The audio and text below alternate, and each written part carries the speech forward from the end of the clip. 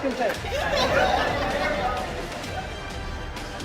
Hello from ScapeCon 3, this is Ryan. Welcome to ToV Live!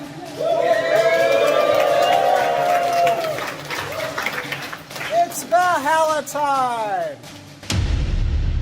You're darn right it is. It is Valhalla time. Yeah. I wasn't there. Alright, hold on 1 second. There, let me get this off and get this off. And I forgot to put down background music. Hello everybody, welcome to the ToV live stream tonight. I didn't have to do the intro because I already did it at ScapeCon.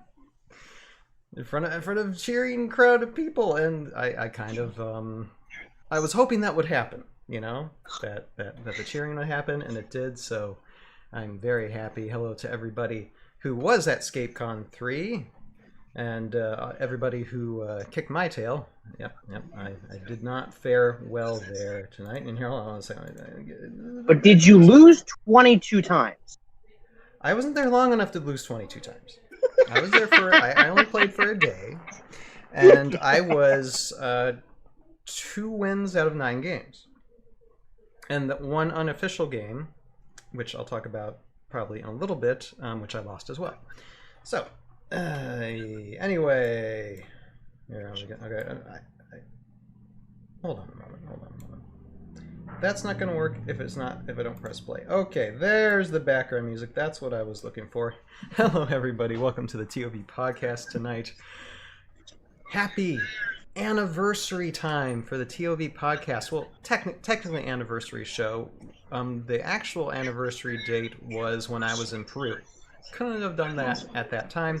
So we're doing it tonight, anniversary live stream, because it was about a year and a few weeks ago that we live streamed the about the little, like, 18-second, I think it was actually less than 18 seconds, teaser trailer to Heroscape Age of Annihilation, and from that live stream came birth the ToV podcast, basically. That's where it originated, that's where it came from, and so we're kind of celebrating by patting each other on the back and telling you things that you probably already know from 3 weeks to a month ago, because again, we are on hiatus over the summer. So yeah, should be a fun stream. We're going to be going through a bunch of news stories tonight, talking about ScapeCon. Some of us went there, talking about GenCon, Renegade, and Age of Annihilation, which, if you don't know where that is, where have you been? Probably in Peru. Yeah, like me. That's pretty much the news. That's it. You just spoiled it. Spoiler. As well as we have some things from New Generation Customs, from Aces, some shout outs, some Heroscape YouTube shout outs I want to give tonight to a bunch of like Heroscape YouTubers out there, some that have been around, some that are just getting started, and so just want to plug their channels and try and give them more subs. Need more subs for people. Then probably go through some YouTube comments of people. But first, before we do anything else, let's introduce our wonderful panel tonight. And we have Sir Joe Crazy. Since we haven't been around for a while, introduce yourself, Joe, to the audience out there. I ain't want you. And he's on location tonight. He's on. Yeah. I'm on vacation this week, so. I came down to the shore, to the beach, gonna be chilling out with some family this week, and I couldn't miss it. How do you miss this? So I took a mobile rig, set it up, and we got some view of some motels and stuff. Great. Weather is beautiful, by the way, if you're wondering. So. Oh, it's hot. Yeah. I'm comfy. Let's get some waves. Let's do it. Well, glad to have you on the show tonight, Joe. And Jason, hello, how are you doing? I'm doing pretty well. I'm Jason, the creator of the tabletop Battlefield. And yeah, I'm doing pretty good here. It's not quite as warm as what it sounds like over there, wherever Joe's hanging out, as it is here in Michigan. But, you know, we got some warm days coming up, so I'll get outside and enjoy that not too far in the future. Absolutely. And Jason I'll probably plug this later, but Jason has a crowdfunding campaign. If you're watching on YouTube, there is a link in the description below for the video for that crowdfunding campaign. There he is. He's holding one of the 3D printed things for that. They're for the STL files for a couple different kind of near future sci-fi military vehicles. Hover tank, main battle tank, and there's an artillery rocket piece chilling back here as well. So Yeah, that's dope. Absolutely, absolutely. Well, glad to have you guys on tonight. And of course, I'm Ryan, Tales of Valhalla. You can call me Tails if you would like for short. And Who's gonna call you Tails? I don't know. Some people have. Some people have recently. is that a nickname you picked up at ScapeCon or something? Myself. No, it's kind of like a statement that I made in the one of the last live streams we had, premiering episode 10. I think you were there, Jason. I think. I might have been. I was there for the last ones. Doesn't mean I remember everything we said. You know, I can only remember so much stuff. Kaitsuki, hey Kaitsuki, how are you doing tonight? Kaitsuki said, "I'll call you Tails." Thank you. See, I feel that much better already. So, yeah, but no, it doesn't matter. But no, yeah. So what I do is, of course, helm this wonderful podcast, the ToV Podcast. I also have done a stop motion series based off the board game Heroscape. I can't talk tonight, called Tales of Valhalla: The Aftermath Chronicles, which is a stop-motion adventure.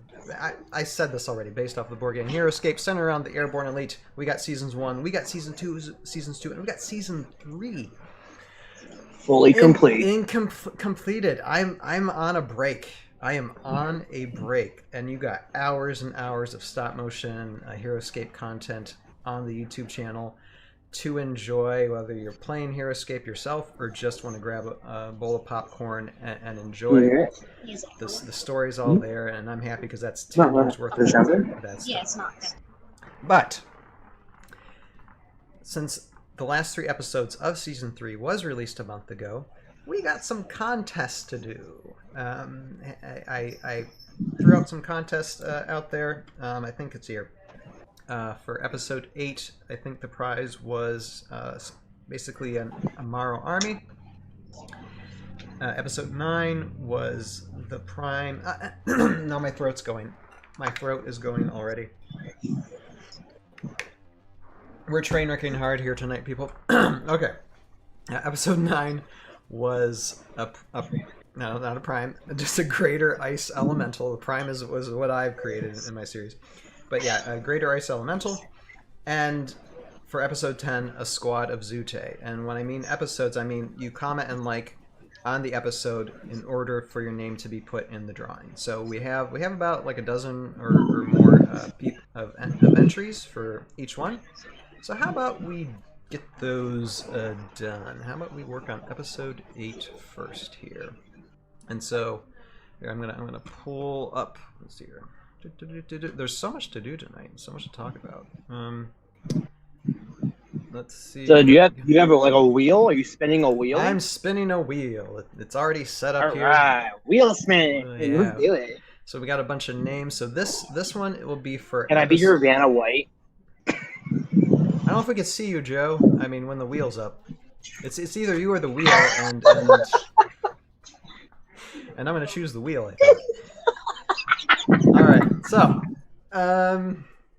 yeah, okay. Episode 8. So this is for the episode 8 prize, which is, like I said, a squad around here. Let me see if I can bring up this photo real quick. There it is. See, the squad. We got a squad of Drudge. We got Niguk Saw back there.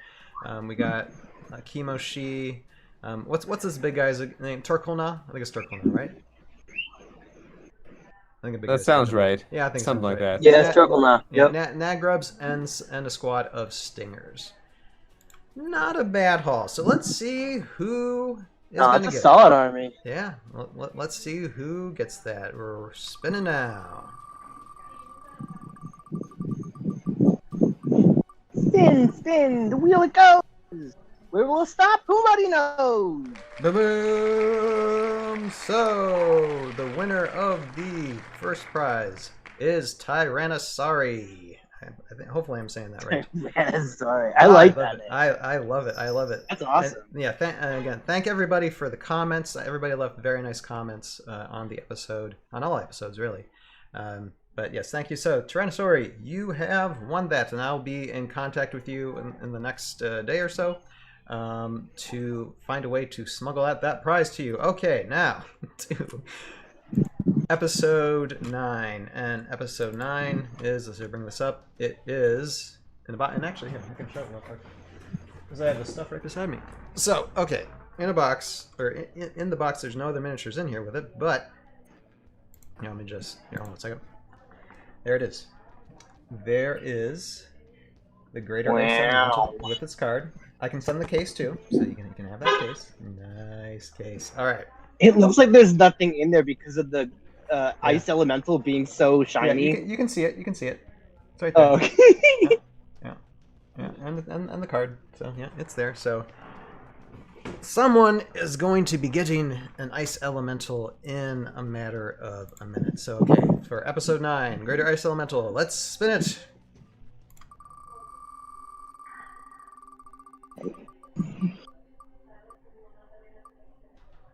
Oh, good grief. Alright. You have got to be kidding me. So Tyrannosaurus won it again. I was thinking, because there was multiple entries in each episode, and I was thinking, is there any chance that the same person can win all 3 prizes, or a couple of prizes at once? Well, it just happened. There you go. Hey, all right. So congratulations again, Tyrannosaurus. 3 giveaway is more like 1. Yeah, I don't know what to tell you. All right. That's how it works. That's how it works. Episode 10. So episode 10 is a squad of Zute. Here we go. Are you ready? Oh yeah. Let's spin it.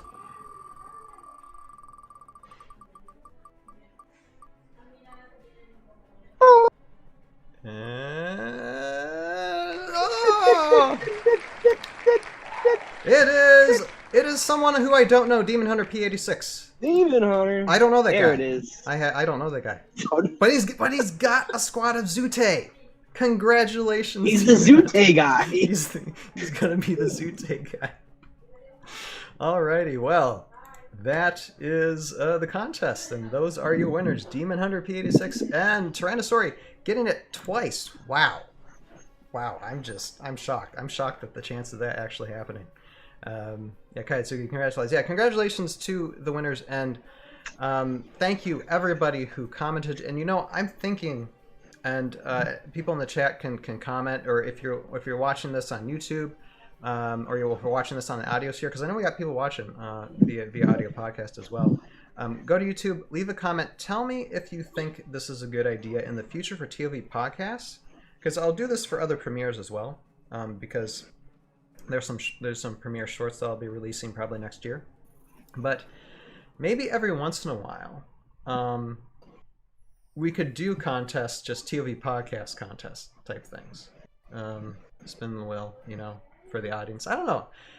Tell me what you all think, because I know I've got C3V stuff.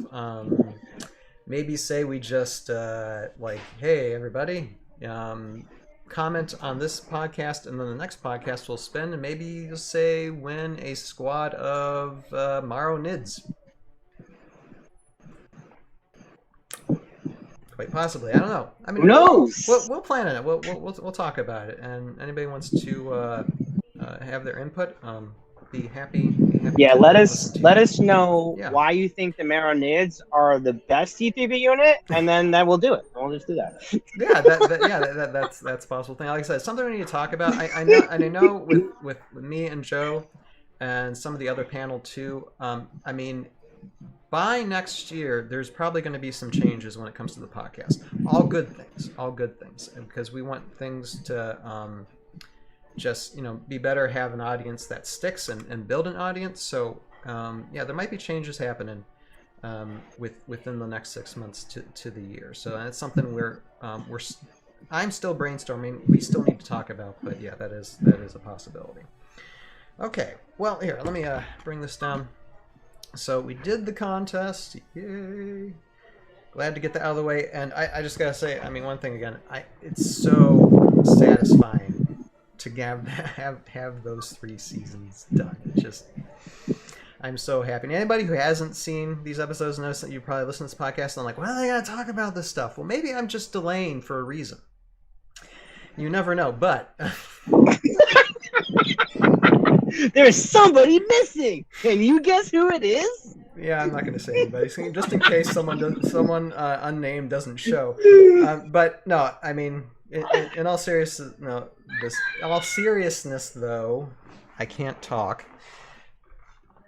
Finishing those 3 seasons, I mean, it was a lot of work, and just to get the comments and the support from everybody, the community, my friends, family, and everything, it means so much. And I think I was getting comments from the episodes even like over this weekend. So just everybody, again, thank you. It's you all are one of the main reasons why I did all of that. So, and thank you to everybody who helped out. I know Jason, Joe, and others gave a lot of their time for making this. So again, thank you all. All right. So what are we going to move on to next? Let's see here. All right. I'm going to do shout-outs. Okay, YouTube shout-outs. So normally at the beginning of the ToV podcast, we might shout out like 1 or 2 like YouTube channels, people of interest. But since it's been a while, since it's been like month, almost 2 months that we've been gone, well, we got way more than 2, and we're just going to go through them really as quickly as we possibly can. Bring this up here. Just a few YouTube channels, some podcasts we want to point out that we've just noticed over the few months, for y'all to subscribe, watch their stuff. Just all really good upcoming channels. So first one is it's Roguescape on YouTube, but they have a podcast called Heroscape, and they release the videos on Roguescape YouTube channel. There and all links, anything we mentioned, there should be links in the description below if you're watching this on YouTube. So just find everything there. Anything I've watched some of what they have, and Joe, I know you've been on one of the podcasts. What do you think about that channel? What do you think about those guys? Just recently, we talked about the news from GenCon, and we talked about the whole speculation of what they're gonna do, what it's all that stuff. No, I mean, Heroscape is a great podcast. I think their whole motive of interviewing the community. The first episode with Dadscaper Ben is phenomenal. A great episode. Second episode is with I Am Batman on the Heroscape forums, where they talk about C3G and the future of it and what state it is in. Is also fantastic. If you're unfamiliar with C3G, it's a great podcast to listen to. I am totally unaware, and I learned a little bit more about it. Still confused, but I enjoyed the entire thing. So their whole mission is to interview people from the Heroscape community, learn a little about them, ask them questions, and see what they are adding to this environment, to this entire world. People that want to get their voice heard. Absolutely, yeah. And like I said, I watched their latest podcast. And mostly because they invited me to come on, but I was in Peru at the time, so I couldn't exactly get on at that time. But I thought it was very well done, and yeah, definitely give these guys a shout out. And these are some of the guys who have developed new generation customs as well. So yeah, they have their hands in a lot of cookie jars, and just keep on going and give them as much support as you possibly can. Next YouTube channel, which should be familiar to most of you, and if not, I highly recommend you check this channel out and check out all the videos. whenever you can. 10 points under. And he's back. Who is that? 10 points under is basically a play-by-play video of looking at online Heroscape being played, and you got commentators talking about whatever game is being played, and they run for like an hour or so, depending on how long the Heroscape battle is. But 10 points, or Mr. Taylor, has run this channel for a while, for a few years at least, and he's been on hiatus for a while. I think it's been like a year or two that the account's been inactive, but a few months ago, I think it's been a few months, that he started releasing videos again and doing content, and I think he recorded a lot of like Sir Heroscape's tournament, which has been fun to watch. And he has, guests on when he's able, and so that count is active again. I just wanted to give it a quick shout out because 10 points under is really great, especially if you're just looking to see play-by-play Heroscape stuff and just to learn more as possible, because he's got guests on. Yours truly has been on sometimes. I think Joe, you've been on, right? Yeah, I've been on. Yeah. And I think you even had Taylor on your YouTube channel, I think, a little while ago as well. Yeah, I had him on the ScapeCon video. I was just gonna say, like, anything that you expect from, like, what you would expect from, like, my ScapeCon videos is the exact opposite, because with 10 points under, they actually talk about the game. So, at my show is, like, literally everything but, so... I mean, different formats, but no. Taylor's a wonderful guy, and yeah, 10 points under is definitely worth a look. And yeah, just check out his new stuff. So is the most recent video there, Rye Guy? Is that the author of those short stories you read back a few months ago? Okay, so. That's why the name sounds familiar. Yeah. Okay. Yeah. So he's apparently playing a game. We're a close-knit community, so I mean, who doesn't show up on one YouTube channel is going to show up on another, and vice versa. Just that's how we roll.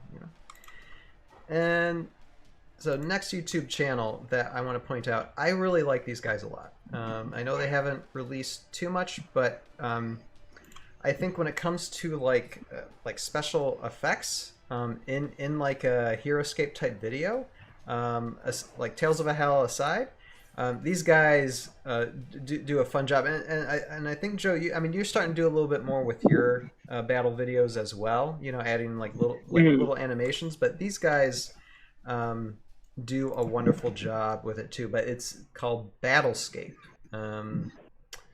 and yeah, they just have an interesting way of editing and playing the games. And the cool thing is with their like hex board as well, is that they have like a huge big hex board, just all kinds of terrain, but for like maybe like one video they just have a small portion of which they play, and everything else is blocked off. And then the next episode they play another section, and the next episode they play another section. It's really fun to see, and the animations as well that goes with the battle videos and the way that it's edited. They do a really wonderful job with that channel, so I enjoy it a lot. So yeah, that is Battlescape. Anything you guys want to say about Battlescape, or we'll just move on? No, I would say that Battlescape was super fun and interesting because they don't play the Heroscape game that I think a majority of us are familiar with. Mm-hmm. They play a little bit more like control points. Right. They also, I think they get points for per elimination, but also if you have a character on top of either a treasure glyph, or if it's a glyph of Brandar, you get points at the end of the round if you hold that glyph. So it's a whole point system, not like the point systems you're familiar at tournaments, but so it's not just like the first one to get enough kills. I think they play like 5 or 6 rounds, and like whoever has the most points at the end, too. So it's a really good format. I definitely want to play that soon because it's really different. I love it. Yeah, no, I think the way they do is very unique and very very fun to watch for sure. Okay, next YouTube channel, and like this one, I mean, it's still not active as of the recording of this podcast, but Scapegoat.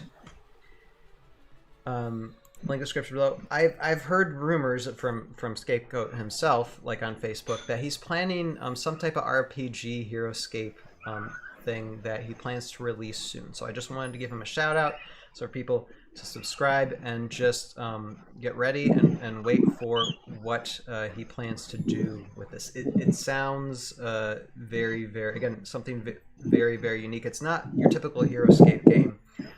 It's something that's going to be uniquely played, more RPG style, but still fun to watch. And he actually has like kind of like instructional videos on how to play like Heroscape type RPGs and small scale building, so you don't need a bunch of terrain and a bunch of miniatures in order to do things. Excuse me. So yeah, recommend Scapegoat all the time. I love his stuff. Oh, I can't wait for him to come back. I love Minimap Mondays. Mm-hmm. And I loved all those videos of his. Great sense of humor. Mm-hmm. Beautiful sense of humor. So absolutely, we need to have him on the show sometime. I've extended invites. We do. Yeah. Sometime. Scapegoat. Someday. You're gonna be in this panel of the Brady Bunch here. So yep, that's gonna happen. All right.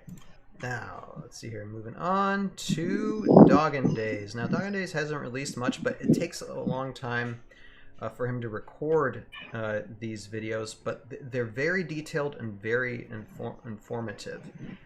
First one was Heroscape tier list, Master Set 1, and he basically gets into detail. Some of it is the facts, some of it is his own opinion on things, but he's got a very good perspective on the game and the miniatures. And he just released a month ago tier list Wave 1, Maladun's Prophecy, and all the miniatures associated with that. And he's just got good. I mean, even though they're long videos, just the amount of detail in it and perspective is just really good to listen to. So yeah, I just wanted to give him a shout out. I don't know if you've listened to or watched any of his stuff, Joe. Yeah, I watched the first one. Mm-hmm. He does either it's all memory, which I would assume I would almost expect it would be, or he just does a lot of research. But he knows his stuff. Yeah. So yeah, a true scaper for sure. I think so. So yeah, I highly recommend. Like I said, give him so many, like, got a good amount of subscribers, but he's more. Give him more subscribers. Come on, have him catch up with us. Have him catch up with us. Have him surpass us. I want to see everybody surpass me. That's what I want to do. I want to see everybody surpass me, and it doesn't matter. And we're all in this together. So Doggin Days, yes, highly recommend that channel. Now we kind of know this guy, and he's really been majorly active lately, and he's been on the ToV podcast before too, on a very interesting, explosive ToV podcast, because someone tried to break into my house when we were doing it. But Roguescaper's channel, and he's really shined a lot when it comes to new generation customs. And in fact, here, let me show this. This is a Roguescaper painted Takala Titan that Roguescaper sent me. Thank you so much for this wonderful creature. I just love it so much. The paint job is very, very nice on this guy. But yeah, most he does live painting streams. He gives a little bit of painting tutorials. He knows his stuff when it comes to filmmaking, and he just released just today, at the time of this podcast recording, something called Heroscape Figures Main Index, and he basically has on a turntable for like a few seconds at a time, I think, every hero and squad in classic Heroscape. I'm just like, that is so legend. It's just, you could have that thing on loop while playing a Heroscape game, Is that a 1 hour video of nothing but Heroscape? Yes, it is. And music. Yes. And I'm just like, I totally understand the amount of time it would take to do that type of thing. I totally understand it. So yeah. He's got, so impressive. He's got a lot of interesting. He's got like nice pans of like pans with smoke. You know, I don't use smoke. He uses smoke. It's just lovely job. So yeah. Can't recommend Roguescaper enough. So give him a subscribe. He's only at 59 subscribed. Subscribe to this man. Subscribe to his channel. Yeah, the quality alone. Yes. He knows his film stuff. I want to see that subscribership like bump over 100. Just come on. It's just his videos are just too good to not have more subs. Yeah. Honestly, at this point too, I know we have a few more to go here, but if all of these guys just don't have the same subscribers as we do, I don't know what you're doing. Like, you need to support. If you're a Heroscaper, support these Heroscapers, putting their faces out there, getting their content out there, supporting this game. This is how we grow. And this is how we grow. Now more than ever, because maybe someday, there'll be like a YouTube Heroscape content creator panel at GenCon or ScapeCon. Can you imagine that? That'd be nuts. Who knows? I'm just throwing that out there for all you content creators or want to be content creators out there. It might not. Do they even do that at GenCon? I don't know. You can still pitch it. It's like, hey, we're having fun. Hey, I don't think they do. It was nearly a thing for. I mean, that's practically what Avalon Hill did with us.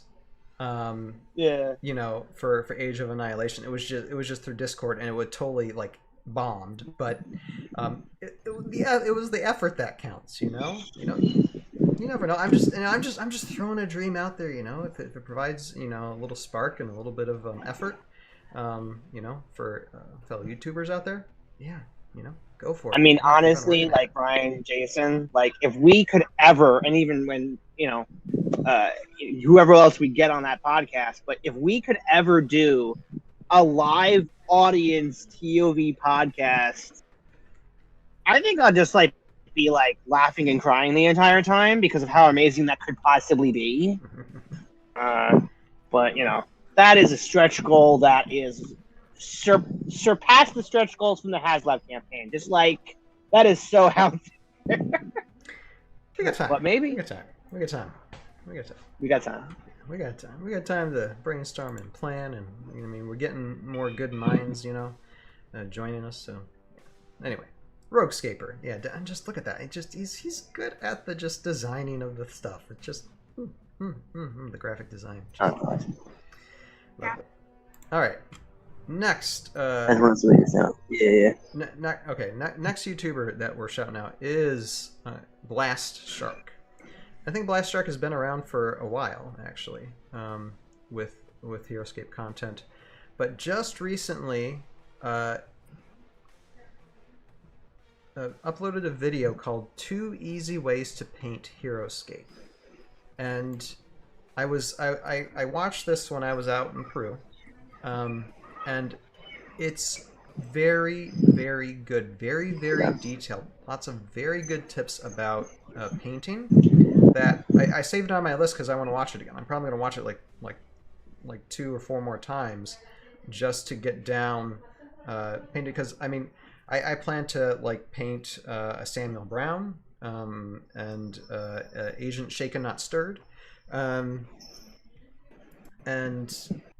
I think there's some things in that video that will really help me out. But yeah, Blastshark has battle videos and such, but this painting tutorial is really well done. He did a good job with it. Lots of very good. Did a great job. Did you say Blastshark or something else? Yeah. Blast. I guess explosion. Blast. Blast underscore shark. Did you? Okay, I think I know what you heard. If you just but if you just type Blastshark into YouTube, you get a video of an exploding whale. Yeah. Definitely for some of these. There.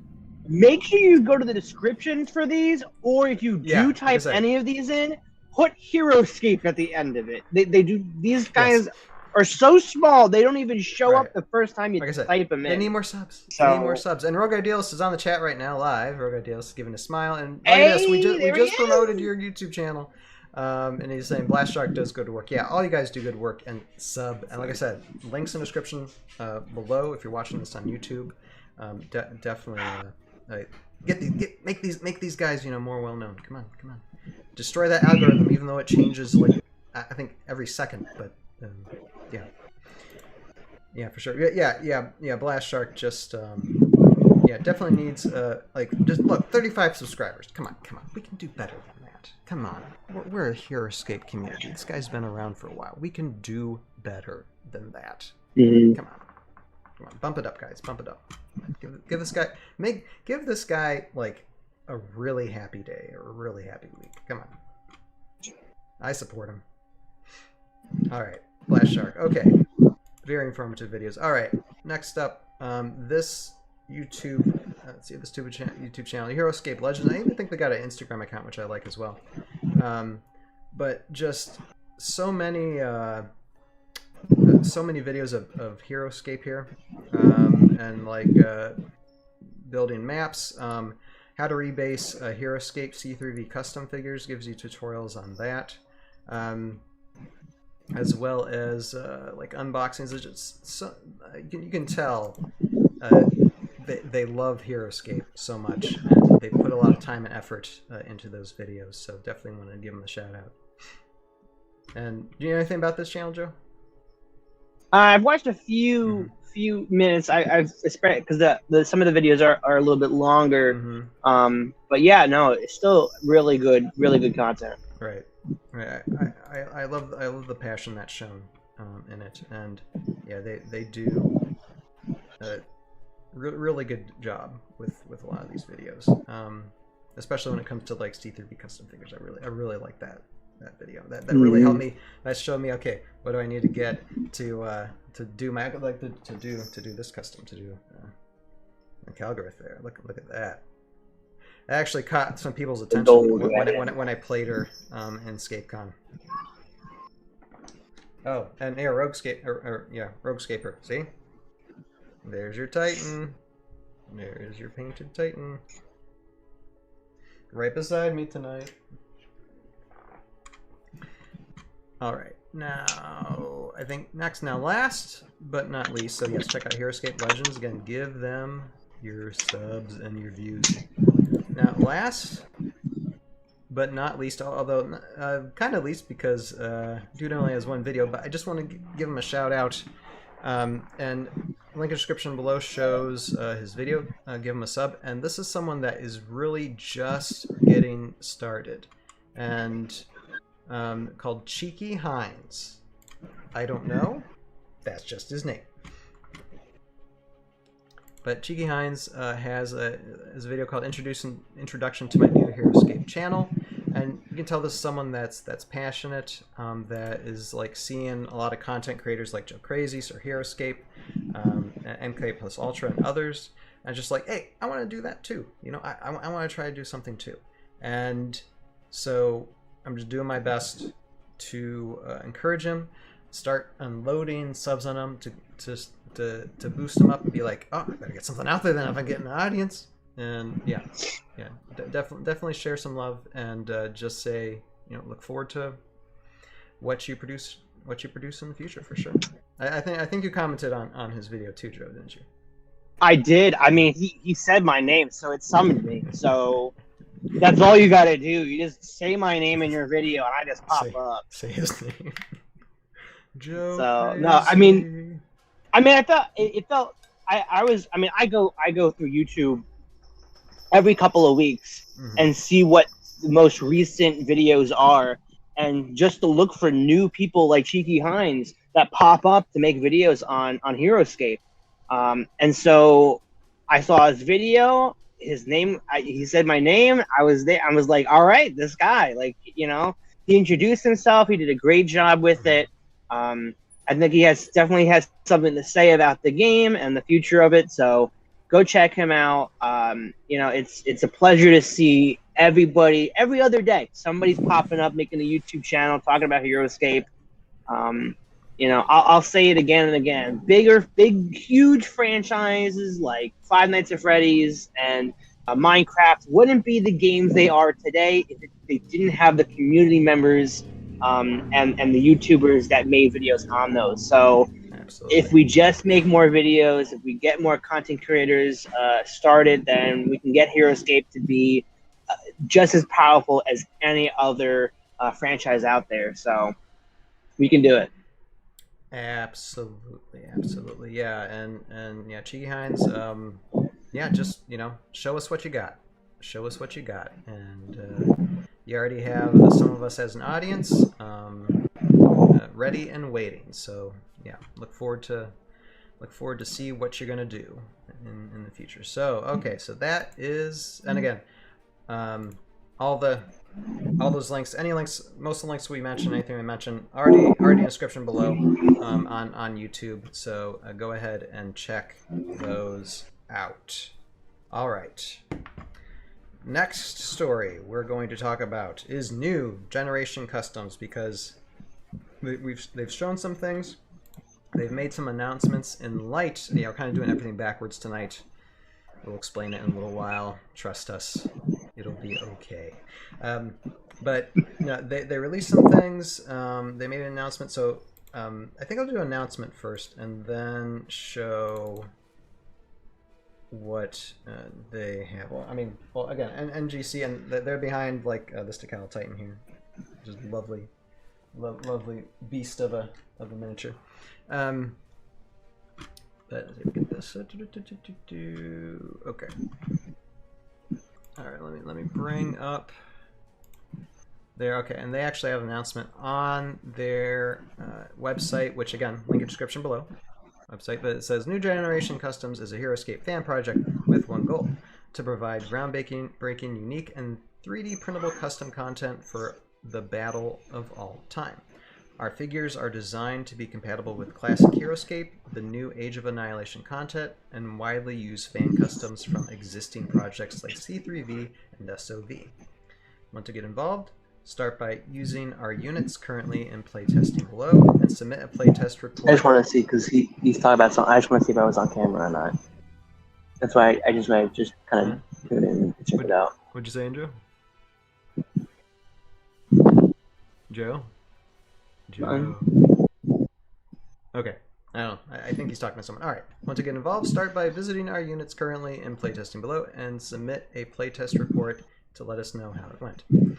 When age, and this is the main paragraph. But this is the decision they made when it came to Age of Annihilation coming back. Now, when Age of Annihilation's crowdfund failed, it was uncertain whether we would ever see an official release for that amazing new content, and we at NGC were determined to make it playable to the community no matter what Heroscape's future held. Thanks to Renegade Games, we know now that Heroscape Age of Annihilation will see a triumphant return to store shelves in 2024.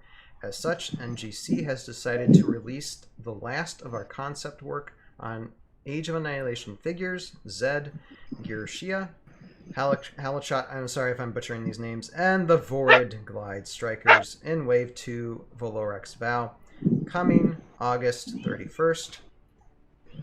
From here, so that's not too far away. So we'll be taking a look at Wave 2, I'm sure, coming up in the next month or so.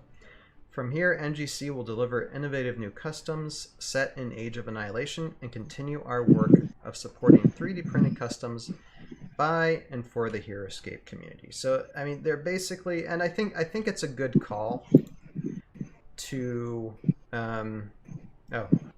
Joe is off camera now. Okay, I think it's a good call to say that it's like, okay, all this stuff is happening officially. We're just creating customs based off of what we thought we're gonna get, but now that it is gonna come back, we're still gonna do Age of Annihilation stuff, but it's not gonna be based off of anything that was released, with the exception of this next wave. So I I think that's a good call because I'd much rather see them use their imaginations. I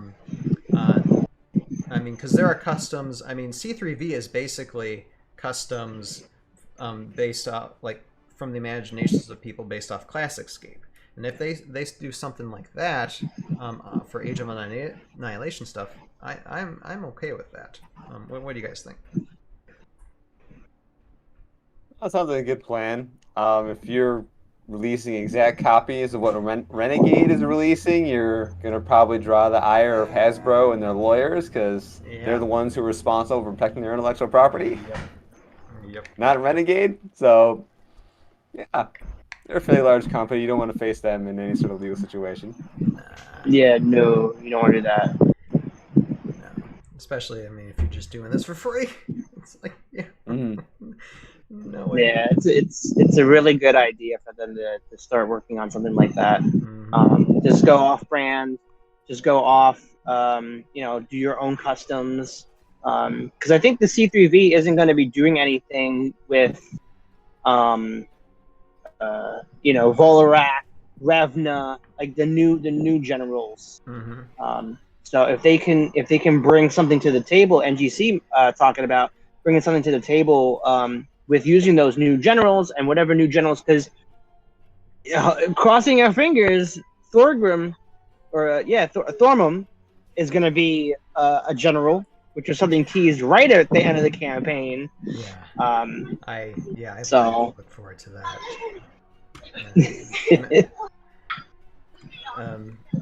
Yeah, for sure. And I do want to show, like, they released a version of a squad that they're playtesting. I think it's going to be released in Wave 2 as well, and I just want to hear it. First, I love this this photo they took of these guys. It's like I don't know who did that shot. It was probably Roguescaper. And just like Roguescaper, we need to talk, I think. I think I found someone else. I mean, I look, I know you got a family, I know you got kids, I know you got a job and stuff, but oh yeah, that's really cool. That is a really cool shot. Yeah, I might. I mean, I know I have a few people lined up to ask to animate like future seasons of ToV with me, and you're probably going to be on my list if that's you or whoever did the shot. I'm pretty sure it's Roguescaper, but yeah, it's a wonderfully done shot. And then just the squad for these guys, Frostclaw Paladins. The miniatures are really nice as well.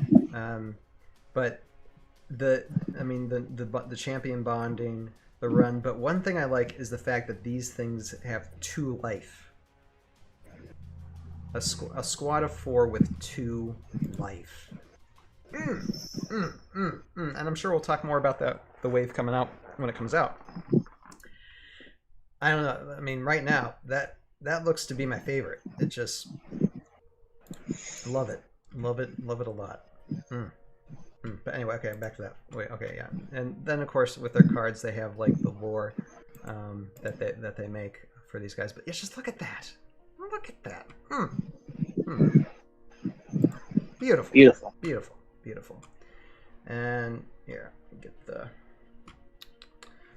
All right.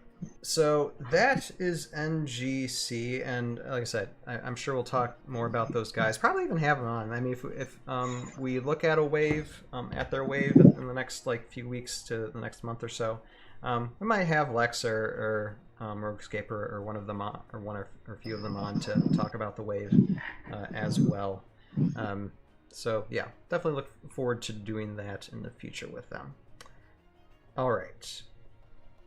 Now, I'm just thinking what I can do next. Well, leading into that, just want to talk real quick when it comes to one of the games I played in ScapeCon.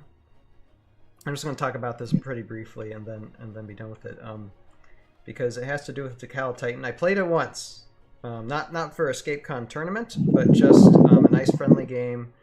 Me and Jeremy played. And it was Decal Titan with a few squads of spiders against Calgareth and a few squads of Green Scale Warriors. And Jeremy borrowed my Calgareth and the Green Scale Warriors. And Now, Jeremy got into a good position when it came to Calgareth, because there was a point to where they were just like facing each other in the center of the field, and then Jeremy kind of veered off. But when they went head to head, as seen in this photo, Calgareth took a swipe, and I rolled defense like 3 times, 0 shields 3 times. When that happens to Cal Titan, he ain't gonna last very long. And I think Jeremy rolled like all skulls on one of his hits from Calgareth as well. So it's like no. And it's here. Mark Campbell says, "Joe, you have convinced me. Where do I sign up? For what, Mark Campbell? Because we've been promoting a lot of things tonight." That could have been a couple minutes ago. Who knows? Yeah. But Mark Campbell on YouTube. Somebody is commenting. Oh, that's on YouTube. Yeah, it's on YouTube. Oh, okay. Mark. Whatever Joe convinced you of. Somebody was commenting. But it was on YouTube. Yeah. Ask. Sign up. What? What is it we were talking about when we've been talking through this? But yeah, that wasn't interesting. I plan to play Cal Titan more, just to play test it out with different miniatures and such. And as well, I think I'm getting. I know you have some squads of the first wave, Joe, and I know I should be getting the rest of the first wave stuff sometime soon. I'm sure Lex will let me know when. But yeah, I can't wait to try those guys out more, and this guy out more too. I mean, and even like to Cal Titan, even though he bulldozes like small miniatures, he can also take on like huge heroes as well, heroes and dragons and monsters and such. So it's really built for both. So I really love the thing. It's nice. It just looks good. Just look at that. My shoulder there. Nice. Mark Campbell, happy anniversary. Yes. It's kind of like a celebration podcast tonight, because it's been a year. It's been a year since we started this crazy podcast, when everything that had to do with Age of Annihilation, and now coming out of it, we're gonna be getting everything that we were excited about last year. So anything that is like on my channel, is on Joe Crazy's channel, Jeremy's channel, like all the channels talking about Age of Annihilation, it's all relevant again. It's all don't have to be ashamed of it anymore when it comes to the miniatures, lore, or whatever. And I know like some of the views from when we interviewed Chris Nadeau have gone up. It's like people. You know what that means? People are searching. Yes, exactly. Exactly. So that I kept the stuff out there. You never know. You never know. All right. Next thing we're going to talk about is... Yeah, let me get this up. I don't know if it's here. Again. Okay. So here's what we're going to talk about next. Is the announcement during GenCon that... I mean, there wasn't much that happened with GenCon with Heroscape. Even like... a Renegade's like video talking about GenCon, they don't mention the gal that doesn't mention Heroscape at all. Yeah, the wrap-up video. The recap video did not mention Heroscape at all. I was like, what's that deal? Yeah, I got to talk to her about that. And that's just half insulting. But if you want to know something that really grinds my gears, it's not mentioning the flagship thing that you're doing next. You want to know what grinds my gears? No, I can't say that. Family Guy stuff. It's not good for this type of this type of podcast. All right. Most 12-year-olds are watching Family Guy. Okay. Or whatever. Family Guy is so old though now. Do you think it is? Yeah, Family Guy anymore? I don't know. I mean, I grew up watching Robot Chicken, so watching Adult Swim. All right. So what happened during GenCon and Renegade which this is stuff that all of you all probably should already know, but we're going to talk about it anyway because I wasn't here. Again, I was in Peru, and it was freezing cold down there. And so now I'm enjoying all the warmth that the United States has to offer up here now. But yeah, I was in the Andes Mountains in Peru. I had no time to think about anything. But what went on during like Renegade, especially during GenCon and the Renegade Discord Heroscaper Heroscape chat, someone posted this photo, and this was photoshopped. This Renegade did not release this, but basically it's like looks like a GenCon floor and saying, you know, it's back. Little time. There's a Vord there down there for you, Joe. Is that a Vord? That's a Vord, right? No, it's one of the no, familiars. Oh, familiar. Okay. Yeah, familiar. that Life is order. the tree people. They are. Oh my god! Give me a minute. It'll come to me. I know they commented a lot. I didn't about realize it. that was Photoshop. I thought that was real. No, that was Photoshop. Someone was like kind of making a joke, and it's like Heroscape Age of Annihilation coming summer 2024. It's back. Yo, who made that? That looks legit. And I don't know if it was I don't know if it was Dandelions or someone else. I'm not sure. But no, it's like people are just like excited, and then Renegade's like, no, that's not us. That's not us. It's here. Roguescaper says onshore. So that's probably what? Yeah. And Are you trying to think of the faction name? Yeah. Oh, you mean like these factions right here? The Dryan Lifeborn Order. The Dryan Lifeborn Order. Yeah. Now, I'll come back to this photo in a second. But let's see here. Yeah, because like between the Clockwork, the Ironclad Collective, Dawn Raiders, can name those pretty easy.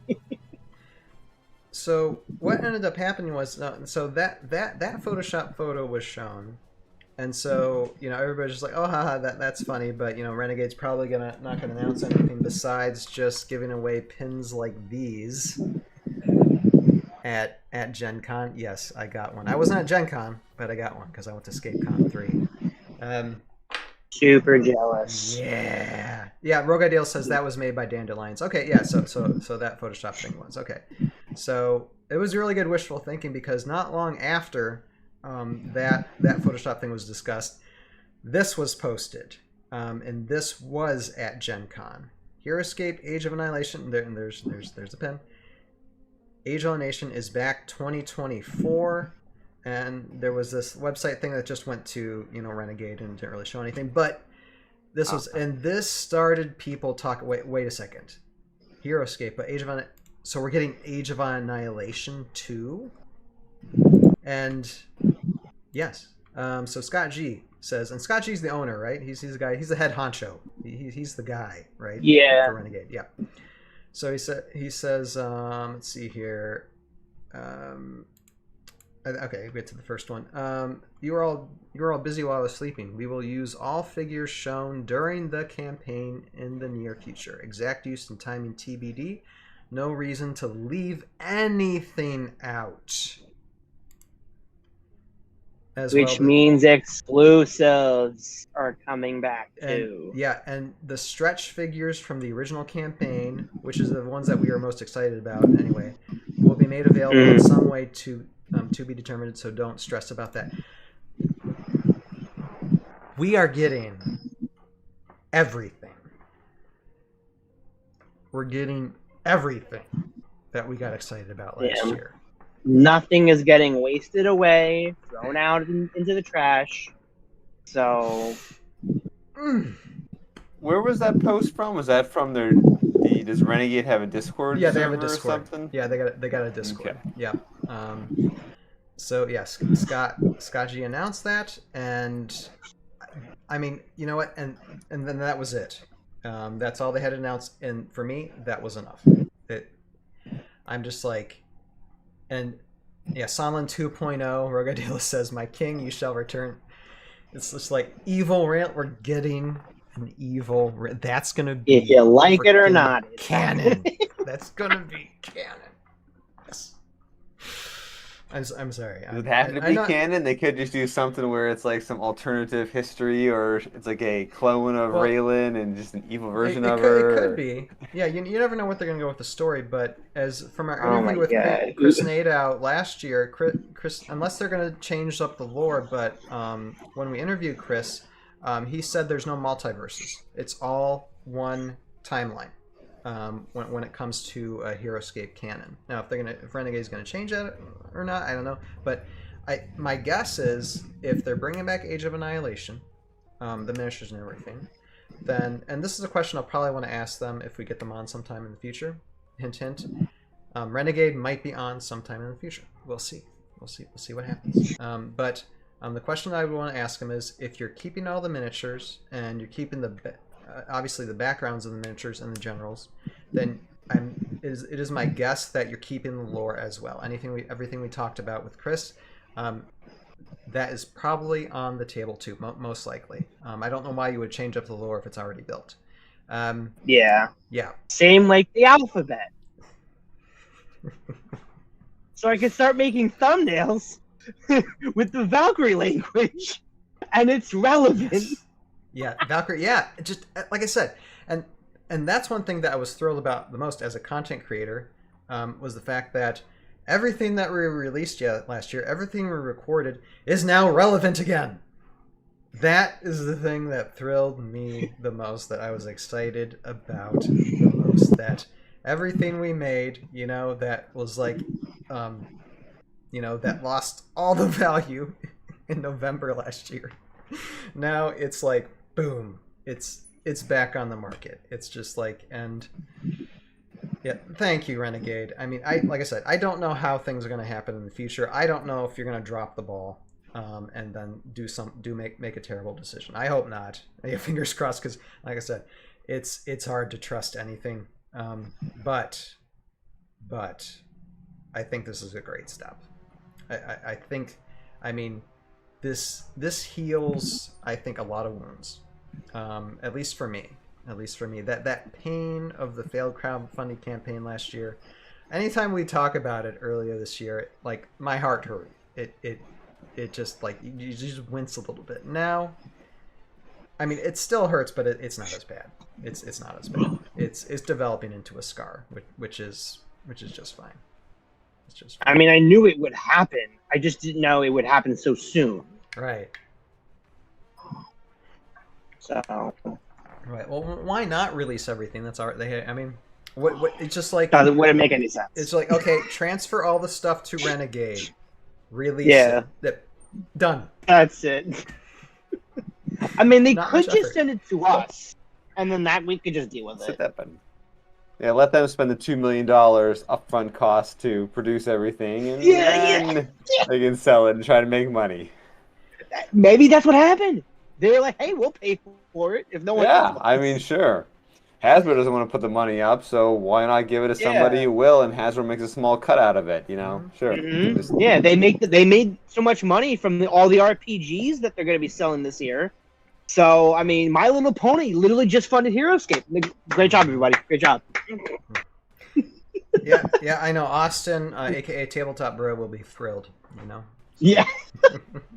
You know what? Him single-handedly bought so much My Little Pony that he single-handedly funded Age of Annihilation back. Oh, Austin, we love you so much. You are. I'm going to use my swear word for tonight. You are an ass, but we love you so much. Everybody gets one. And I meant donkey too. So you know what? You just made him really proud. Clip it in the chat, everybody. Clip it. Send it to him. # Tabletop Bro is an ass. Now he's gonna be like, I need to come on the next podcast with you guys. And Justin joining the chat in the stream. Hey Justin, how are you doing? He says, joining late but glad I'm here. Hoping for the launch goes well so we can get the Heroscape RPG.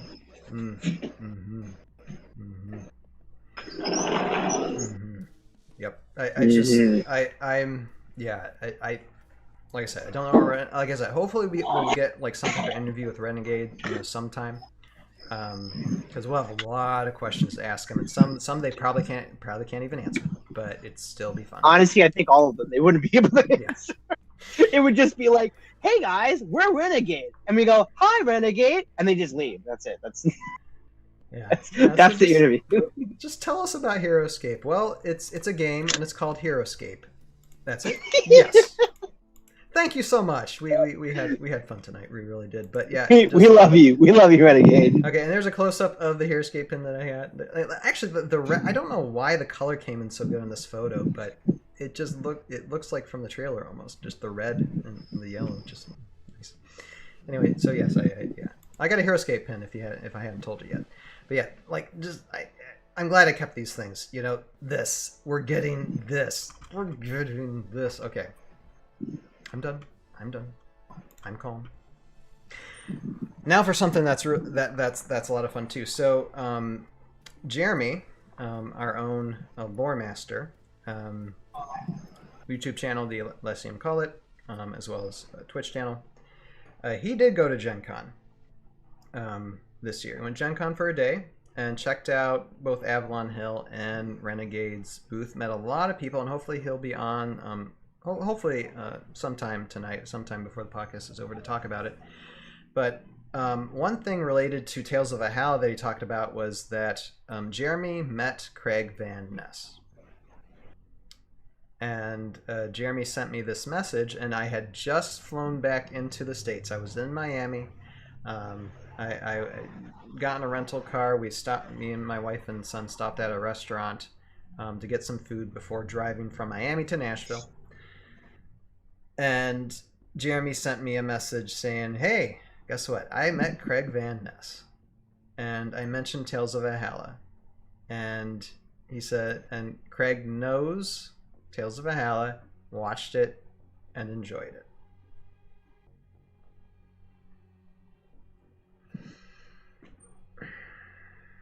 That was a goal. Speechless. That was a goal, and I've been shouting it from the rooftops for about a year or whatever. But yeah,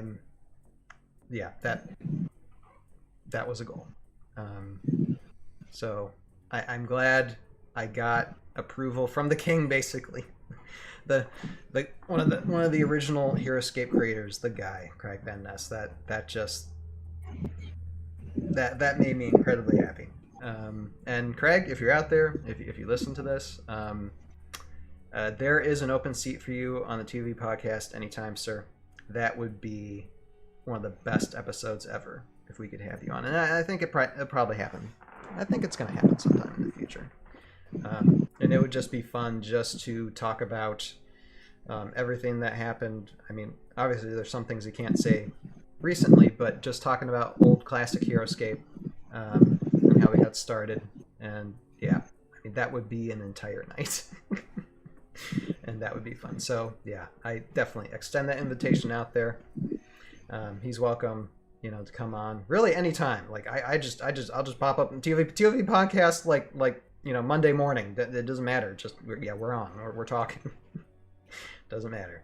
For Craig, anything. So yeah, very happy about that. All right. Out of curiosity, do we know how Craig fits in the whole Heroscape Renegade situation? Is he is he going over to assist with them at all? Do we know? Well, this is something in here. Hold on a second. Okay.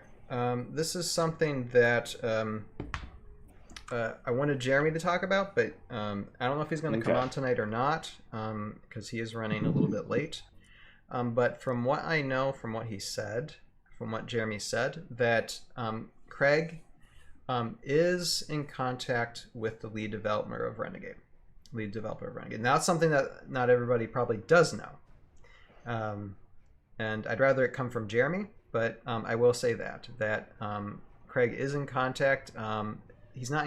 I don't think he's in control of anything, but they do maintain contact with Craig. So that's good. That's probably for like maybe if anything like for anything for the future, because like everything for Age of Annihilation is done. Like it's ready to go. I don't know why it's going to take them a year. I guess maybe marketing and I guess just building the stuff, getting everything out there. repackaging everything because it's not. It's probably not Yeah. gonna be one big box. So I mean, they have to figure out the packaging and all that stuff, and what they're gonna distribute when.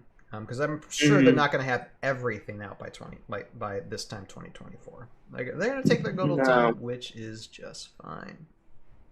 As long as it's done right. We don't care.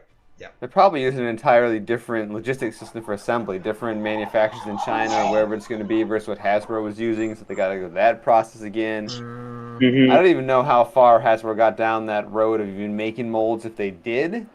So, yeah.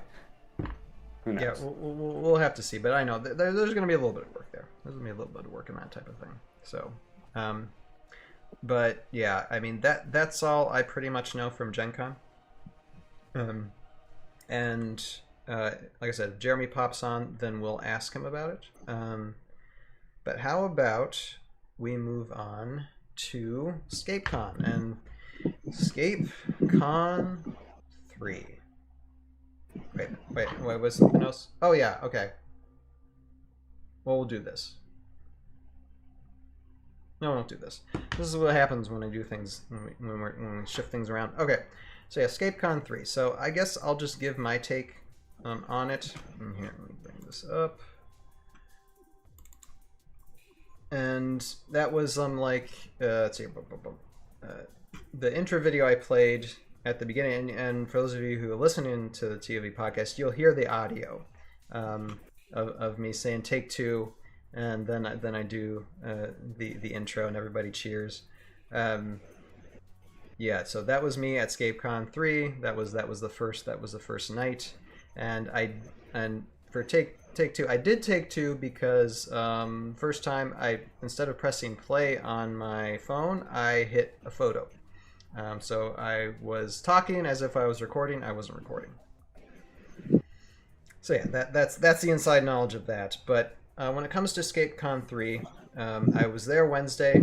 Didn't play much because my brain was fried. Again, just the Peru trip really exhausted me. I was sick for most of it, and all the driving and stuff traveling had to do, it just wore me out. So it's just like I got there late that Wednesday. And then I just hung out and then played all day Thursday. But I will say this, that I'm really glad, even if it was just for a day and a half, I'm really glad I went to ScapeCon this year, because you feel the energy from the place. You get that positivity of being there, and it kind of revives you a little bit. It's just like you look around and you see everything going on, and you're with people that you enjoy being with. You're celebrating a game you love playing, and you're just like, yeah, I need this. It's just it's being part of that community and meeting new people, because I met a lot of new people. That was their first ScapeCon, and yeah, I enjoyed every second of being there when it came to that.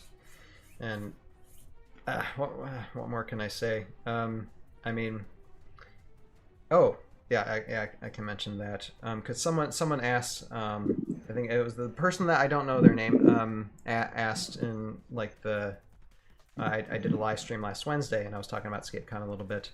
I was asking about the coaching, because one of the new things they did this year that they haven't done is like with Ken Williams, Matthias Maccabees, and Mike OEAO, and a few others, did a coaching session, like a segment. We went off into a room, and they just started talking competitive Heroscape play and how to improve your game. And even though my brain was fried after playing the game all day and just everything else going on, I was just fried and tired. It was still very, I mean, I wish I would have recorded some. I didn't, but they did a great job with that, and I think that's something that they should do a lot more in the future. Jeremy was there, and I even think after that coaching night, because that was Thursday night, Jeremy's game, I think, improved. After listening through that, I know I noticed his wins were just a bit better the following days. So yeah, there was and I think when it came to competitive play, one of the things that Ken said that stood out to me the most was that for squads, to keep a good army, I mean, try to keep things simple, and I think out of like a squad of 3, have 4 squads, or a squad of 4 have 3 3 squads, because if you have too few squads, and they probably not going to make much of a difference. And they were talking about also being aggressive, when to be aggressive, when to pull back your armies in a game, and those scenarios. And it was like listening to Casters of Valhalla, but just on steroids. Just all. It's like just a one-on-one. It was Casters of Valhalla 1-on-1. They were right there in front of you, and we had boards, and we had miniatures there for them to show examples. And I think like on Heroscape.org, I think maybe only 3 or 4 people signed up. There was like at least 6 to a dozen people in that room. I think that was pretty successful, and yeah, they did a good job. Oh, and shout out to if you don't know this website, it is a good resource because I used it for building my armies for ScapeCon. But Heroscape.org, Chris Perkins, who is actually the champion of ScapeCon this year as well, designed this website, and it is just superb. There's a link in the description below for that too. I thought ahead. A lot of links. Yeah, all of them. There is a ton. I spent like an hour today just adding links to stuff. There's a lot of prep time for this show earlier today. But yeah, and I know you guys weren't at ScapeCon. Nope. Super jealous. And I will say, I said thank you last Wednesday, but I'll say thank you again to Cody G. Busy, who was one of the guys I was able to meet in person this time around. And he gave me some miniatures, which you kind of see here on the video. But see here, one is Morgan's Rifleman, General Simon Fraser, and Chen Tang. And those are C3V Customs. And you didn't have to. It was just like on the last day, I was in Indianapolis the whole weekend. I just wasn't at ScapeCon the whole weekend. I was spending time with my family, and I was picking up Jeremy to take him to the bus station because he needed a ride, and it was around the time I was heading out of Indianapolis anyway. So me and my family picked him up. Took my son into the hotel, and I mean everything was already packed up, but Jose got to meet a few people, got to meet Mike and such, and so that was kind of cute. Yeah, Cody was like walking out to the parking lot with his brother, and he's like, "Hey, hold on a second, I have something for you and Jeremy." And he just like gives us these miniatures. He's like, "Here you go. These are supposed to be prizes, but here, you can go ahead and have these." So thank you so much, Cody. That was just very generous of you to add to my C3V collection. And let's see what else I got from ScapeCon is like a Phantom Knights card, which I kind of needed. That's awesome. I kind of did because I got Phantom Knights but no card, so that's nice. I got Death Chasers card, which is great because I have Death Chasers and no card as well. Death Chasers of Threat. And I faced like my Methera, or my B army basically, my Amber Hive Protectors and Methera. Like I think it was Death Chasers faced an army of these guys, like I think like a dozen of these guys, and got really slaughtered. Got slaughtered pretty fast. How fast were they in your start zone? First turn. Actually, before the first turn started. Yeah, that happens. Yeah, I like those guys. I like those guys a lot. And I got a Derek Ambershard. It's funny. Like I'd say about 90% of these cards that I got are miniatures that I have and I don't have cards of, so it worked out really well. Let's see. That does really work out really well. I got Nivok Saw. I mean, it's a nice photo. Yeah, it's a nice photo. I got a ton of Nivok Saw cards, but yeah, that's a nice photo. I got him on today. He's totally not Mind Shackle, by the way. And then I really like this one. This is, I can't see it very well, but this is Samuel Brown. A Samuel Brown card, which I plan to paint sometime. I plan to paint one of my 4th Massachusetts and make my own Samuel Brown, so I have a card for it. So, yeah, just a day and a half of ScapeCon, and, you know, this is the type of things you get. It's very nice. And let's see here, I want to give a couple of shout-outs to people from ScapeCon because I have their names. Let's see here.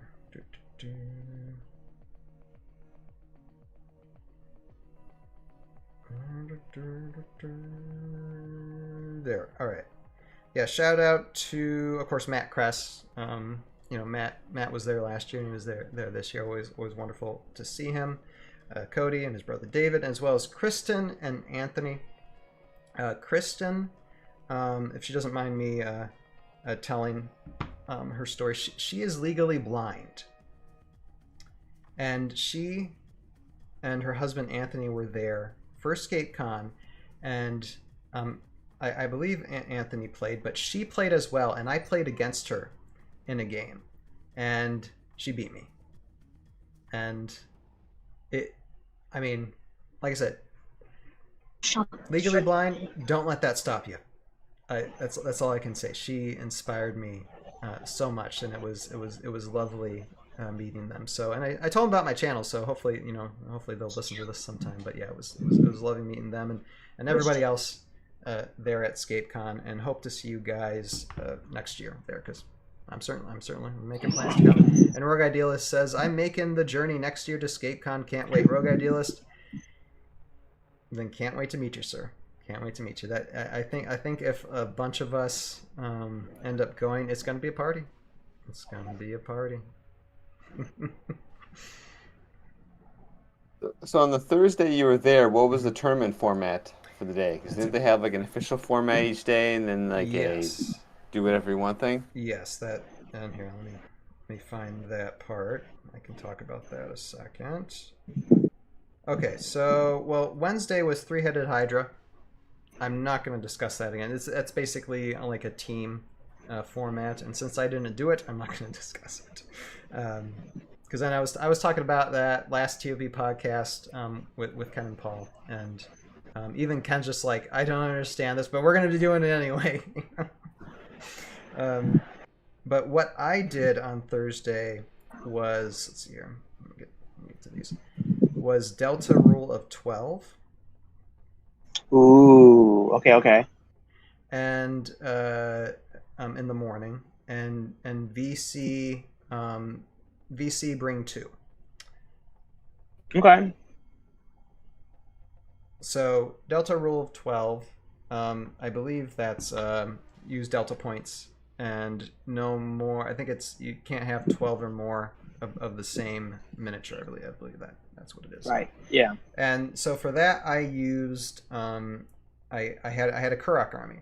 And the first round that I played this Kurok army in, I realized I'm like, I should have maybe not this hero. I mean, some of it worked. I had Burnak in the army, and half the time he did good, half the time he did bad, which consistent. But I had one or two wins throughout that, or actually just one win, and some really close shaves. But my one win, it was a fire elemental against Lagalore. That's what it came down to. One of my fire elementals against Lagalore, and the fire elemental won it. Wow. So that was fun. I recorded that, so hopefully that might get out sometime in the next 10 years. I don't know, because I haven't even released my ScapeCon 2 stuff. So, but yeah, send it over my way. I'll take a look at it. It's more like I don't record the whole thing. I just like comment on what's happened in the round and then bump on the next thing. So there should be really short videos, except of when I'm actually Like, oh, this is interesting. Okay, let's just roll it. Let's roll it at the end. It's a little montage. I need to do something with them. I know. But yeah, then VC bring 2. That's basically create a custom army, or an army that has customs, or should have customs. Some armies didn't have customs, but should have customs. And you bring 2, and you roll a d20, and whoever wins the roll gets to decide whether you're going to choose like any of the 4 custom armies that you have in front of you. Either the first to choose that, or you decide if you're going to delete an army from the game pool. And so the army I had was Calgarith with green scales, basically, as well as Milthera and the Amber Hive Protectors. And I played Calgarith once, and I played Milthera and Amber Hive Protectors rest of the time. And the great thing about Milthera and the whole bee army, they're very cohesive. They're a pretty cohesive army. They're just not too strong. For the value of their points, there are other armies that will just overwhelm them, because when it comes to the bees, they can do a strong attack, an attack of 4, but if they wound or kill who they're attacking, then that bee's gone. So you need a lot of bees for that. So yeah, they're fun. They're a lot of fun, and I got used to them really quickly. But yeah, you got to figure out how to play them well, and you got to figure out how to do that sacrifice type play and come up on top at the end. So are they 50 points and 4? Give me 1 second. Is here that. Where are they? Okay. 3 Sky. Yeah, the 50 points. Okay. Milthera is 100 points, and I had Sujua too in the army. So maybe if I just had Milthera and a couple more squads of bees instead of Sujua, maybe it would have been a little bit better. But Sujua, I did have a game to where I did Poison Sting on 2 heroes and rolled a 20 for each hero. Okay. I didn't win that game, but it was a close game. It was a close game. Hey, that's a victory in your mind. I mean, that right there is awesome. Yeah. Yeah. So yeah, I'm pretty happy with that. Let's see here. Here, hold on 1 second. Keep on talking. Okay. What do you want to talk about? I'm messaging somebody. I'm mentioning someone who must not be named, and trying to delay this whole episode for him so he can come on, if he'll come on. Jeremy, get on here. Okay. No. So in that format you were just talking about, with the custom bring 2, so it's a total of 4 incomplete armies. Then you have a roll-off process to determine which 2 are actually involved in the game. So you could potentially be playing with one of the opponent's 2 armies if it works out that way. Exactly. And when I was the last game, and this was I think Heroscape Lord or something like that. Nice gentleman. He had the Death Chasers. It was I think it was a 4-round tournament, and that was the last round I played, and I was gonna play Calgarith. In that army, because I had played the bee army twice before, and I'm just like, they're fun, but they aren't winning it for me. And that's the Calgarith army is the one he removed. He got the die roll, and he's like, oh, I can do whatever I want. And he looked at the green scales. He looked at Calgarith. He's like, okay, I'm removing that. I'm like, shoot. He was so afraid of the green scales. Green scale and Cal. He's like, wait a sec. He's like, Calgarith, what is that? And he reads the stat. He's like, okay, that's gone. So yeah, but that's really fun. Just to try out the how can I say it? Just if you got VC stuff, and obviously with Delta, you can't play those. You got to play Classic Scape with the Delta tournament. So yeah, that allowed me to show off. And like I said, a lot of people hadn't seen Calgareth before. So the game I did play, Calgareth, and it was actually Calgareth and green scales against Nilfheim and green scales. Like I said, player just played really well, and she I think she wiped out like 3 of my green scales in one blow. So yeah, that hurts things pretty darn fast. And she positioned her green scales to where the flyover ability of Calgareth I couldn't get it to be effective. So yeah, but so you learn. You definitely learn and try to do better next year. Do you like cherries? Yeah. Hold on one moment, and then I'll get back to this. All right. So here's what we're gonna do. We're gonna move on to, I think it's one of the last things we have to talk about here tonight. Let me see here. I believe. But yeah, anyway, for when it comes to ScapeCon 3, it's on, like, there's a link below to look at ScapeCon, the events, the rules, and just be linked up on heroscapers.com whenever they make an announcement for ScapeCon 4 next year, and as well as heroscape.org. Links in the description below for all those things. Now let's move on. See, Justin says in the chat, I wish I had more green scales. I only have 2 squads. Justin, I wish I had more green scales too, because I only have 2 squads. So yeah, I feel your pain. I certainly feel your pain. Although just, well, actually no, I have 2 squads. No, I have 2 squads and then 2 extra green scale miniatures. So I technically I could have 3. I just use one as a proxy. But yes, I know, those are expensive though. Those are some expensive minis to get. Yeah, unless you go C3D and get them 3D printed. Exactly. Because I have a bunch of those and they are really good. So yeah, some very happy with them. Yeah, I'm probably gonna have to do that in the future myself as well. For some of these, especially like dividers, like Maro dividers. All right, moving on to one of the last stories we're gonna do tonight, which is Aces. Like I said, we had a lineup of stuff. We had a lot of stuff we talk about because everybody announced things when we were gone. Just that's how it goes. But we talked about Aces like earlier this year. And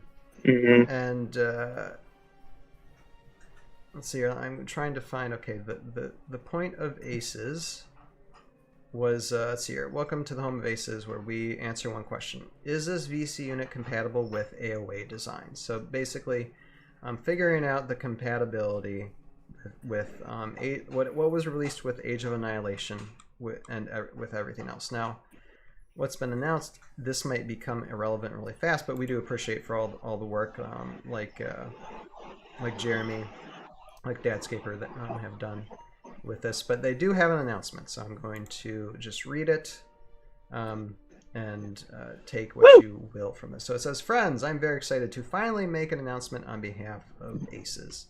We have been slow, but it was important to make this announcement as completely as we could, if possible, so brace yourselves. All of C3V SOV as of 7/24/2023 is awarded the Annihilation Coexistence stamp. Yep, the full canon of Fanscape won't break anything from Age of Annihilation. We took a long time because partly we're slow, but also partly we wanted to make sure we covered everything. So far, everything done by the C3V and the SOV won't break the AOA units. There may very well be powerful synergies for you to discover. We hope that there are, but nothing breaks the game. Some of you may say, well, I didn't need to know this because I can mix and match whatever I want. To which I say, great, enjoy. But for those of you who wanted an informed opinion from a third party, that's us, and the Fanscape units are A-OK. Aces even. Enjoy. Thanks for your interest. So yes, and thank you, Dadscaper, for that information, and Jeremy and everybody who was working just to make sure everything be compatible. You know. Beautiful. Yeah. I'm very, very happy with that. Hang on a second. Yeah, I'm surprised that they had to do all of that. Like, I can't imagine where there would be a unit that would break anything. Because obviously Dadscaper worked on Age of Annihilation. Now, he didn't do all of the units in Age of Annihilation. He just did a good chunk of them. Mm-hmm. But I can't imagine. But even with that experience of working with VC units and now with AOA, that's a good expertise to really understand the full length of this game and trying to hopefully work around anything having any conflict. Thank you, partner. So, when you get to it, if there was going to be any conflicts, I'm really curious to know, what would they have done? Like, would they change the AOA unit? Do they change the VC unit? Do they say, I guess it doesn't work? Like, what do you do with that? Well, I think they already knew that everything was going to work out okay. But just for confirmation, yeah, I think so too. Just to study through everything, checking all the stats, making sure everything really is compatible, and just going through all it and having having an agreement with everybody who was involved in ACES as well, to be like, yes, okay, we agree that all this works. So yeah, and we thank them so much, just so you can have that confidence that everything works together. So yeah, absolutely. So yeah, and link below if anybody wants to read this post and this thread for ACES. Again, we give our heartfelt thanks to Jeremy, Dadscaper, and all those who worked on that. All right, now,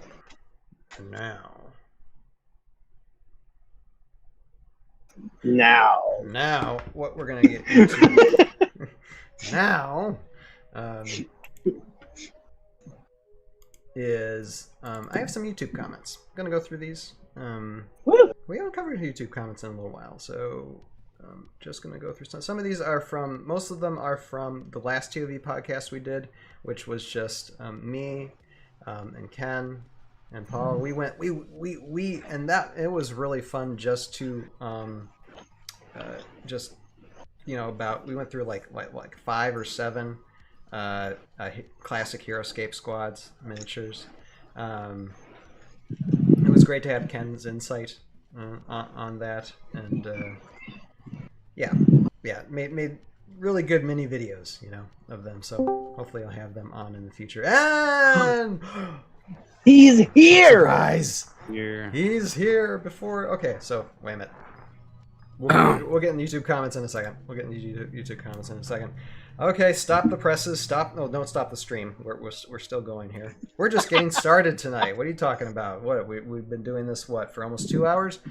We are just getting started, people, and everybody's just saying, "Why is this so long?" Well, this is what we do. That's what I say. This is what we do. Hey, Jeremy, the LSM College, how are you doing tonight, sir?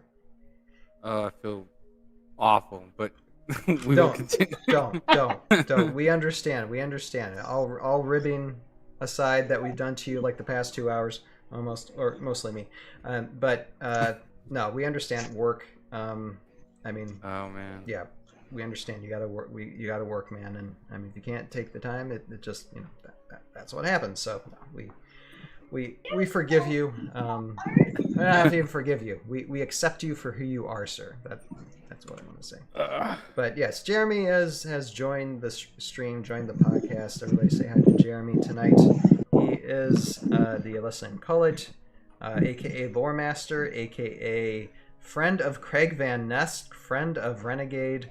Oh my gosh. Our go-to guy of everything having to do with Heroscape lore. As well, and he dives into the lore of so many things. Jeremy is just an interesting person to have a conversation with, regardless. When it comes to a story, you could do video games, you could do tabletop. It doesn't matter. Just he knows things. He's a guy who knows things. So, welcome, Jeremy, tonight. Thank you. Yeah, I made it finally. Yeah, so sorry to pull you on just like coming home from work too, but we'll try to keep this as short as we possibly can. Oh man. But one thing we want to ask you though, like just real quick, your thoughts, because you were at GenCon this year in Indianapolis. Yeah. So and I we yep, got. There Oh it is. wait, do I have? There it is. Yep. I have the So thing. Yeah, there you go. There you go. And you got. I got the thing. Did you get 2 Heroscape pins since you were at GenCon? Yeah. And ScapeCon? So I had no idea that was going to be a thing. Because at least the entire time I was under the impression you could only get it at ScapeCon or at GenCon. Mm-hmm. But the thing was, I ran into Nick Mendiger. He's on the Discord, the Renegade Discord, and I had asked him. I was like, hey, so we're about to have this big Heroscape themed event in about 3 days from today. Is there anything you want me to bring to ScapeCon? From Renegade, like anything at all? And he's like, don't worry, I already got that set up. That's all he tells me. And I was just like, oh, okay, cool. I'm glad to know that there's some sort of thing going on. And as I arrived to ScapeCon, they're handing out pins. I was like, even asked, I was like, hey, so I already went to Gen Con, I don't have to have a second pin. They handed it to me anyway. So I was like, all right. Of So, course. but yeah, I got one for Gen Con, I got one for ScapeCon. But yeah, that was a really awesome opportunity. $17 to get to Gen Con for one day on Sunday. I was like, you know what? That seems pretty affordable, and I'm going to be in Indiana anyway. Yep. So why not bump it up a few days and then get in there and check it out. So I was pretty stoked. Yeah, absolutely. And Gen Con, I mean, I know, like, not just ScapeCon. Oh, it's so big. I'm probably going to Gen Con next year. If they got Heroscape It's stuff, so big. They're definitely. Yeah, they're going to have Heroscape stuff next year, so yeah. I might according go to this today. thing. Yeah. Oh my gosh. Yeah. According I'm going to this, there it for says today. 2024. Japan. So Oh yeah, now I see it. Yeah. the QR code that takes you to the press release, but this is it's back 2024. That's so the information we got from Gen Con. But yeah, and I think they recently closed submissions for the game producer that they were trying to hire for Heroscape. They've closed submissions, so they're currently deciding on who's going to be taking that role eventually.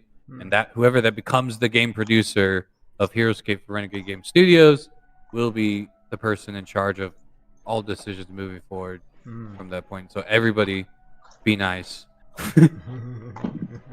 Whoever the game producer is, be nice. Try. Be like, hi, I am a Heroscaper and I love this game. You can tell them that. Don't be mean. But we don't know who it is. I don't know who it is. But yeah, they're working on hiring someone right now. So. And real quick, just I want to comment on someone in the chat. So Mark Campbell says, because Mark Campbell was commenting earlier about how we sold about Joe Crazy, and Mark Campbell's talking about the your commercial that I showed at the intro of the podcast. That he says, sorry, I was commenting on the beginning. That was like the infomercial or charity video. And he's like, sorry, I'm so Mark, you're fine. Mark, you're absolutely okay. You're okay. We just wanted to make understand what. I gotcha. What you were talking about. So yeah, no, it's all good. It's all good. So yeah, definitely. Yeah, I know. And anytime Joe Crazy makes a video, I'm sold. I'm sold. But yeah, Jeremy. So when it comes to Gen Con, now you met some people, and I mentioned that you met Craig Van Ness, and I talked about how that's why that was important for me, because what you told me about Craig Van Ness. Oh yes. New Tales of Valhalla, but. Tell us about that meeting, about Craig's connection to Renegade a little bit, because you know more. I just went off what you told me, but I got you. Yeah, please explain, like, whatever you know about Renegade, Avalon Hill. Yeah, let us know about that. Sounds good. All right, so going to GenCon, I found the Renegade Game Studios booth pretty quickly. So they actually had 3 or 4 separate things going on all at once, and like all there's like a lot of staff running all of these events. So the challenge was, of course, find the staff member and then ask them for a Heroscape pin. And so before I could even do that, of course, right, I was rushing to get my badge, and there was this massive line to get the badge, right? So I was actually getting kind of nervous because I showed up at 12, and GenCon ends at 4. So at the time I was sitting there in the line for my badge, I literally had 3 hours to do anything before they would close exhibit. And I was like, oh man, I hope I get my badge in time. And so I get my badge. I found where that Renegade was before I got my badge. That was the first thing I got to do, was walk into the Renegade room. And then I was like, hey, so I was told to find someone and ask about Heroscape pin. And the lady, she goes to her desk, little thing she had, the stands there. She hands me the pamphlet here. And then she hands me a pin. She says it was the last one they had. Get out. Yeah, so I showed up at the last. Now, I'm not saying, I don't think it was the last pin in the area, but at least in the room I had walked into, there was the last one they had at that area. So I was like, oh my goodness, panic. Like I was like, oh, okay, cool. So everyone's like, it was meant to be getting this Heroscape pin. But yeah, and my general plan was, of course, introduce myself to the Renegade game staff, because I wanted to, my goal, I guess you could say, is I want to be as helpful to pushing the Heroscape release as much as possible. And having been associated with the brand for so long, I'm just like, look, if you have any questions, you can ask me, and like, so I wanted to establish that network and talk to them. And so I ran into, his name is Dan. I'm not going to try to pronounce his last name at the moment. It is not difficult, but it escapes me. But Dan is the senior game producer for Renegade Game Studios. So he's the one I was looking for, because he's the one that I've got in contact with him through email. And I was like, introduced myself. I was like, hey, I sent the email.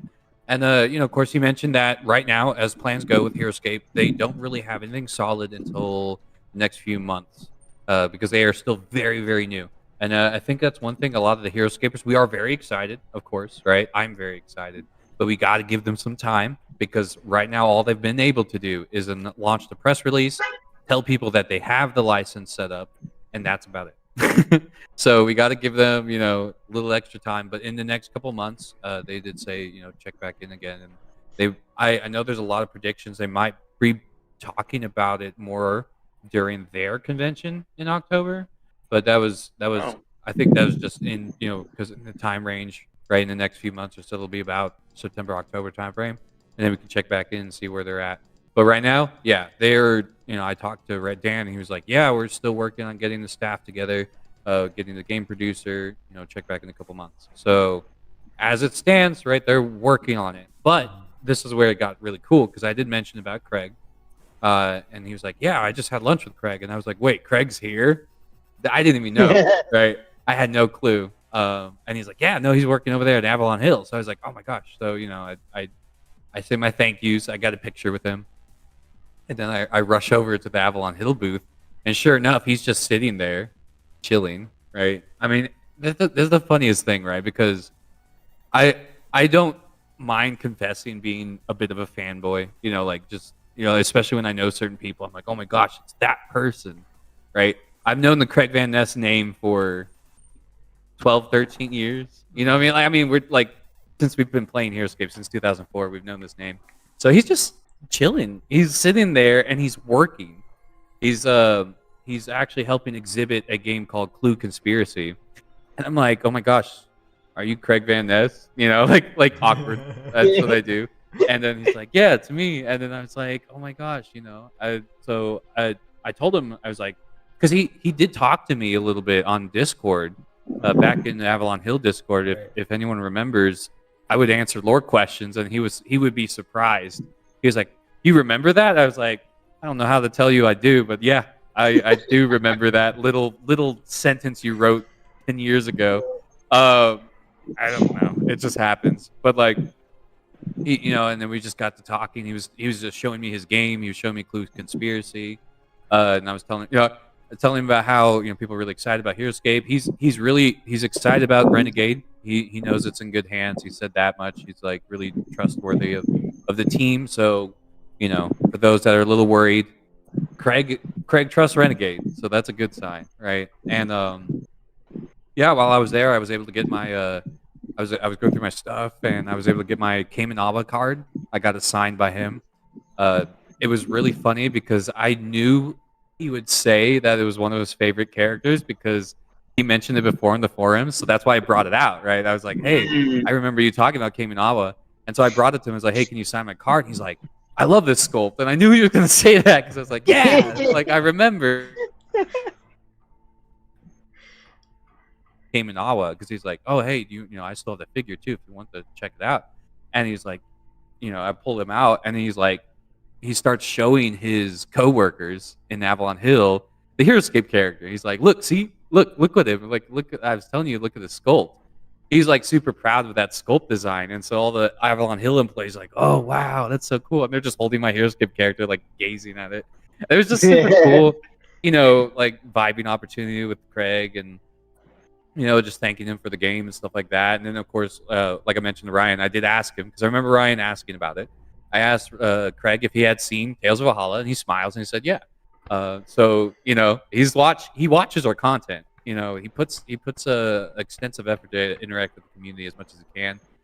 He did say he had to take a bit of a break after the crowdfunding had failed, which is absolutely understandable. I mean, that's a big disappointment for a lot of people. So a lot of us, I think, took a break just to kind of relax and ease off all the tension. Not some of us. Yeah. But yeah, he was taking a break during that time frame, and he's just really excited about the future of Heroscape right now. And yeah, no, just really, really swell guy. Absolutely, just super chill, really easy to come up to and say hi to. It was just the most nonchalant run into. I was like, oh my gosh, the creator of Heroscape. I was like, yeah, what's up? Like that's how it felt. Like he's just a really cool guy. And yeah, no, that was a just getting up to be able to talk to him, and he did say he's excited for Renegade's progress. So they're in communication, they talk to each other, so that's a good thing. And then of course I also ran into Chris and Carmine, said hi to him. He recognized me when I said hi too. He's like, oh hey Jeremy. I was like, oh hey, yeah, that's me. Yeah. Oh, that's awesome. We've never talked to you before at all. But he that's the thing.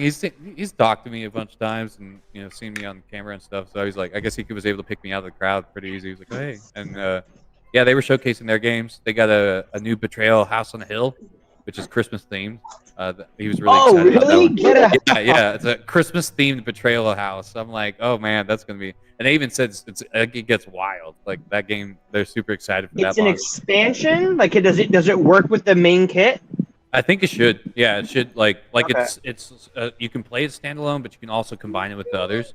Because they usually do that with the previous sets for Betrayal. But he was showing me that, and then he oh my gosh, there's a couple of people that would come up to the booth and they would say, we're waiting on our Hero Quest set.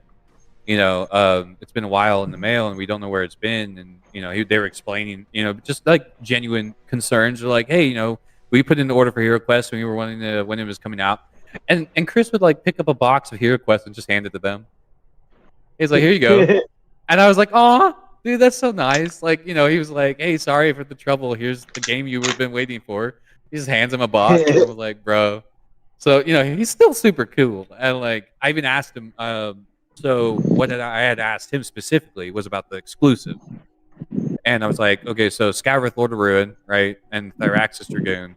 We were told that those were exclusives to the Hasbro Pulse campaign." And that if that didn't succeed, they would never be released. Like legally, they would not be able to release. So far as I know, the information I've received is that Renegade has all the STLs of every AOA character, including those two. What they do with them is up to that. Like that is completely up to them. But they currently are in possession of. So everything that was made for AOA, the letters, right? Because if you look really closely, they're using the same logo. Right. This logo was made by Avalon Hill. So they got the logos, they got the artwork, they got everything. Every concept that was made last year is in Renegade's possession. So now what is up to, or how it gets released, where it gets released, when all that stuff, that's all Renegade stuff. But they have everything, including the exclusives. So I thought that was pretty good information. I was like, okay, cool. No worries about anything not coming out, because at some point it will come out. Or, as far as we understand, it will come out in a certain way. We just don't know how. But it will, Sure. no worries about exclusives. So I thought that was really cool to hear. Yeah, and just, I think that was my big Heroscape moments. The last thing I did was run into Keith Baker, if anyone knows who he is. Oh, okay. He designed the Eberron campaign setting for Dungeons and Dragons, which is where the Warforged come from. So for those that have played Warforged, for those that have played some of the characters from Eberron, he created that world. And this was funny to me. I brought the Heroscape card with the Warforged on it, asked him to sign it, because I was like, you created the Warforged. I think it'd be cool if you signed one. He didn't know it was in Heroscape. Oh, wow. He was like, hey, that looks really cool. Can I take a picture of it? And I was like, oh my goodness, wait, you don't know there's Warforged in Heroscape? So I'm like, man, Wizards, you didn't even keep him in the know. So I'm like, if you ever want to play a game or don't, it's like, I was just casually talking. Darn but Wizards. yeah, he was super chill about it. But he thought it was really cool to see Warforged as a miniature in Heroscape. So there you go. I got Kamenawa signed by Craig Van Ness, and my Siege card signed by Keith Baker, the creator of Warforged. So yeah, Wow. that was all my Heroscape shenanigans for Gen Con. But in 3 hours, I was very surprised I was able to do all that. Plus, wander Yeah, around. because I'm sure all the conversations were like 20 minutes or so. I know. Yeah, I was like, oh my gosh, I still have Full time. day. And I think it was and Carmine even told me, he's like, hey man, you should go check everything else out. You got like 2 hours left. I was like, yeah, you're right. And I ran off and went to go visit everything else. But no, they were just really cool, really kind people. I mean, I'm super excited that they're still in communication with each other. There's still that active chain of information between the groups. So it may feel like Renegade is just kind of just doing its own thing, but they are currently talking and in communication with Avalon Hill. They have all the STLs, and Craig is in the know as well. So pretty good stuff, I think. It's just Craig works for Avalon Hill now. That's the thing. He's not going to be working on what comes out with Renegade, because he's not part of Renegade. Right. But they do ask him. They do talk to him. So he's still probably part of the process, most likely. Right. Well, Yep. I That's know- my Gen Con report. I know next year, and most likely I will go to Gen Con for at least one day. I'm bringing some Airborne Elite cards. Nice. Yeah, get them. Yeah, definitely. Please sign. No. Because even Sergeant Drake Alexander, I know. Yeah. I want to Drake say Alexander, too. one of the names of Drake Alexander is one of his sons. Right. Because I think it's Rob's son and then his son Right. together made the name Drake Alexander. So Right. Yeah. No. Yeah. That'd be good, Yeah. I'm gonna yeah. bring me some cards. Get some cards signed, and be like. no, he loves. This one's for He me, just thought it was the and coolest thing I had then Heroscape on me. Like I was this is for carrying it with contest. me. So yeah, for sure. But it's really cool you're able to do that, Jeremy. Because I know you went through a lot these last couple months. So definitely, like I said, link in the description below for all the guys' stuff. But definitely go to Jeremy's YouTube, go to his Twitch, support him in any way you can. I appreciate it. Because he does work hard. He works hard on his craft, and he works hard in his life. So do what you can if you can for him. So what are your thoughts then about? I was talking about ScapeCon 3. Briefly, talk about Scape, because you were there. I was there for a day and a half. You were there for the whole thing. I did the whole thing. I actually played pretty much. I only dropped one event this year. I'm very proud of myself. Wow. Because last year I was not ready for the rigors of ScapeCon. I will definitely put it out there for everyone that's interested, and absolutely look into going if you have the opportunity to do so. But be prepared; it is a lot. Yes. And I mean a lot. You play of 10 plus Heroscape. rounds. You a day, play so many games. and it's You play a lot. so many games. It will cook your brain Yep. so quick. I The don't know air if it's wasn't just as 'cause- dry this time though. Yeah. No, it actually rained a lot Yeah. this time around. We had a big heavy storm come in a couple times, so it wasn't dry, but Less headaches. right, yeah, less headaches, but still that rigor of the game, keeping up the competition, keeping up the scoring, doing the points. I mean, me being a fool, of course, I was drafting my armies the day before. That was a choice. Yes, that was a choice. I absolutely accept it. But that was the thing. I had procrastinated a little bit, and I was like, oh man, I gotta get these things done. And so here am I drafting armies the day before. Definitely don't want to do that next year, but we'll see. Well, we'll see what happens. But yeah, it's a lot of heavy work. But if you're willing to push through it and just like enjoy it for the experience it is, oh my gosh, it's still one of the best things I get to go to. Yeah. Huge shout out to OEAO and his Mike. his dad and Yep. everybody that puts out, like, because Matthias Maccabeus, he helps run events. Vidar, Brianna, all of them, all the people that get involved and have put their effort to watch those events, judge the events, plan the prizes. Huge shout out to y'all, because I mean, it is seriously one of the best events I get to go to every year. I look forward to it now. I've only been twice, but that's like a pinnacle experience of my year, and that's all thanks to y'all, the effort you all do. So hopefully that. Hopefully I appreciate it. And I know a ton of Heroscapers appreciate it. So thank you. And yes, definitely check it out, because I know the number limitations. It makes sense from a logistic reason. I totally understand why we have to put a cap, but we didn't hit cap this year. It was 64 people came in, and I think a few weren't able to make it for the whole thing. But yeah, 64 people out of the cap of 72. So there was still opportunity for others to show up, and I mean the room is pretty sizable. I don't really, as far as space issues, I didn't. The events were managed a lot this better year. this I mean. too.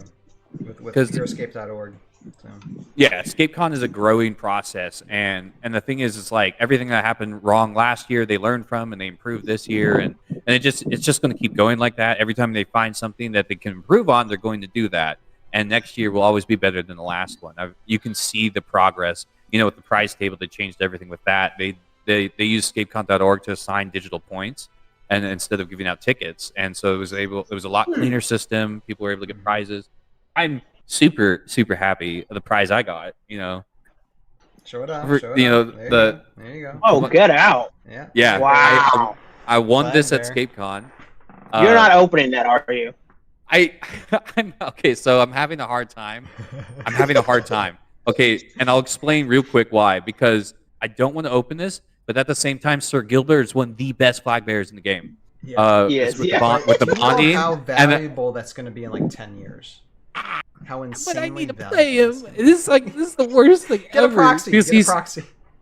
he with the Knights, and then the Frostborn Paladin. The bears that are coming out next year. He bonds with them. Like, this is one of the best flag bearers out there. And I'm like, in tack box, mind you, with the pricing and everything. The original price on the thing. Oh, I mean, Isn't it $13? It says $12.99. I was like, I wish. Like, back in the day, that's the old pricing. Oh my gosh. I'm pretty sure that's when they went on clearance or something, because like it used to be 20. So I guess there was a sale or something, and I'm like, man, if only. Real briefly, talk about the one event that was coaching, because right. Because I mean, my brain was pretty fried. I gave the best explanation I could for this podcast, but my brain was pretty fried when I was listening to everything. And I think it improved your game. So give a comment on that. They got everybody. So in terms of Heroscape and in the gameplay and the competitiveness, right? There are players that have been doing it for a very, very long time. Very, very knowledgeable in the craft. Very, very knowledgeable in terms of like drafting and things like that.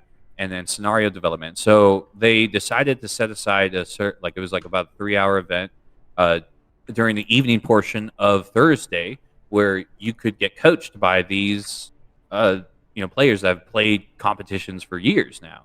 And I mean, it was a really nice, kind of like round table, I guess would be the best way to describe it. Everyone sat around and, they didn't really play a game so much as they like showed very specific scenarios. Like, okay, in this case, you would want to do this. In case you want to do this. But they pointed out some really important things, talking about, getting height as soon as possible. Height advantage, don't mess around with height advantage. And I felt that a lot, especially during this year. A lot of my games I knew I would lose because I lost the chance to get height advantage. And it was just that simple bonus in defense and attack that was costing me, my wins and things like that. So they were talking about, was it predicting what your opponent is going to do, trying to match their movements and like think like them, think what they would try to do, and then find a way to counteract that in the time that you're given. And it was just all kinds of stuff like that. They were just really, really good at pointing out the very specific, in terms of like, drafting, in terms of, when you have a ranged character versus a melee character, Right. in what case do you do, if you were playing a full melee army and you're about to get shot down, what do you do to prevent all those deaths? And all that, those really cool scenario moments. And I thought, yeah, they did a great job. I want to say that I think it would be really cool if they did like some sort of tutorial series, if possible, because I think they have the ability to really point out some of the more troublesome parts of Heroscape. Right. No, overall, good stuff. I thought it was a really cool coaching session. Yeah, I want to see it next year. I hope they do it next year. Maybe do like a night or two of it, Right, and just get people involved. Yeah, I know I brought up... Oh, sorry, go ahead. No, I definitely record it next year, I think. Yeah. No, I brought up wanting to do Heroscape trivia, like a trivia thing, like a Jeopardy thing. So for those that don't want to... Like if somebody wants a break from the game, they can come and test the Heroscape lore, see if they can beat me. But I don't know. That's a great idea. Yeah, because I remember they were talking about last year that they were going to try to do something this year, and it didn't happen. And so I asked Vidar about it, and he said, "Hey, if you want to spearhead that, let me know." And I'm like, you know what? If I really am able to go next year, I'll definitely think about doing something. That way, like as much as I love Heroscape, I'll play it all the time. Not everyone is set up to play. Or what was it? How many games did I play? 38. I played 38 games. Yeah, man. I know not everyone is down for that. So, like, kind of providing separate activities. Next year, I'm probably going to do that. I'm probably going to do as much as I can, Yeah, no, I mean, it's worth trying. It's worth trying. And like I said, I dropped one event this year. Because last year I dropped, I think I had to drop, at least 1 or 2 events a day. But this year I only dropped 1 event in its entirety, and because I knew it was like I had to draft 4 armies of 450 points each, and I just did not have the brain power for it. I was like, nah. Oh no, I know what it was. It was 4 armies of 450 points each, but they had to be bad armies because you were actually going to swap them with your opponent. So it's called Kill Your Swill. Reverse the whip. No. It's called Kill Your Swill. Oh, okay. So you purposely create a terrible army, so you swap it with your opponent, and then you have to play each other with the bad armies. Yo, that's and I was like, it sounded fun, but I was like, I don't know how to do this. I don't know how to draft this, and I didn't want to potentially draft something good, so I was like, I'm gonna step out from this one and kind of recuperate for the Sunday match. But I gotta do that with Glenn. He's gonna love that. Yeah, no, you can check it. I think the rules are still up on the ScapeCon forum, the page. Oh, so I gotta look into that. You can read how they did it and then follow through. I heard a lot of silly matchups. The guy, I can't remember his name off the top of my head. The guy that comes with that bucket of Dumatef cards. Yeah, someone says someone brought was 42 Dumatefs. Yeah, somebody like that guy did that for one of his Kill the Swill armies, and you had to play with 42 Dumatefs, and it was just an obnoxious amount of Dumatef cards that it was like, how do you play this at all? You can only move like 1 a turn, and there's 42 of them. You're moving 3 around. It was so bad. Yeah. It was so bad. But yeah, no, that was the only event I dropped out of. I did everything else. Played as much. I think I kept a consistent wins of 1/3 of the games I participated in. So I'm proud of myself. I feel like I did much better this year than I did last year. I was able to earn the flag bearer because of that, and yeah. So I hope to improve even more next year, and then just keep trying to. Obviously, no Chris Perkins here, obviously, but huge shout out to that guy because that guy's brain is insane. Yeah. I don't even.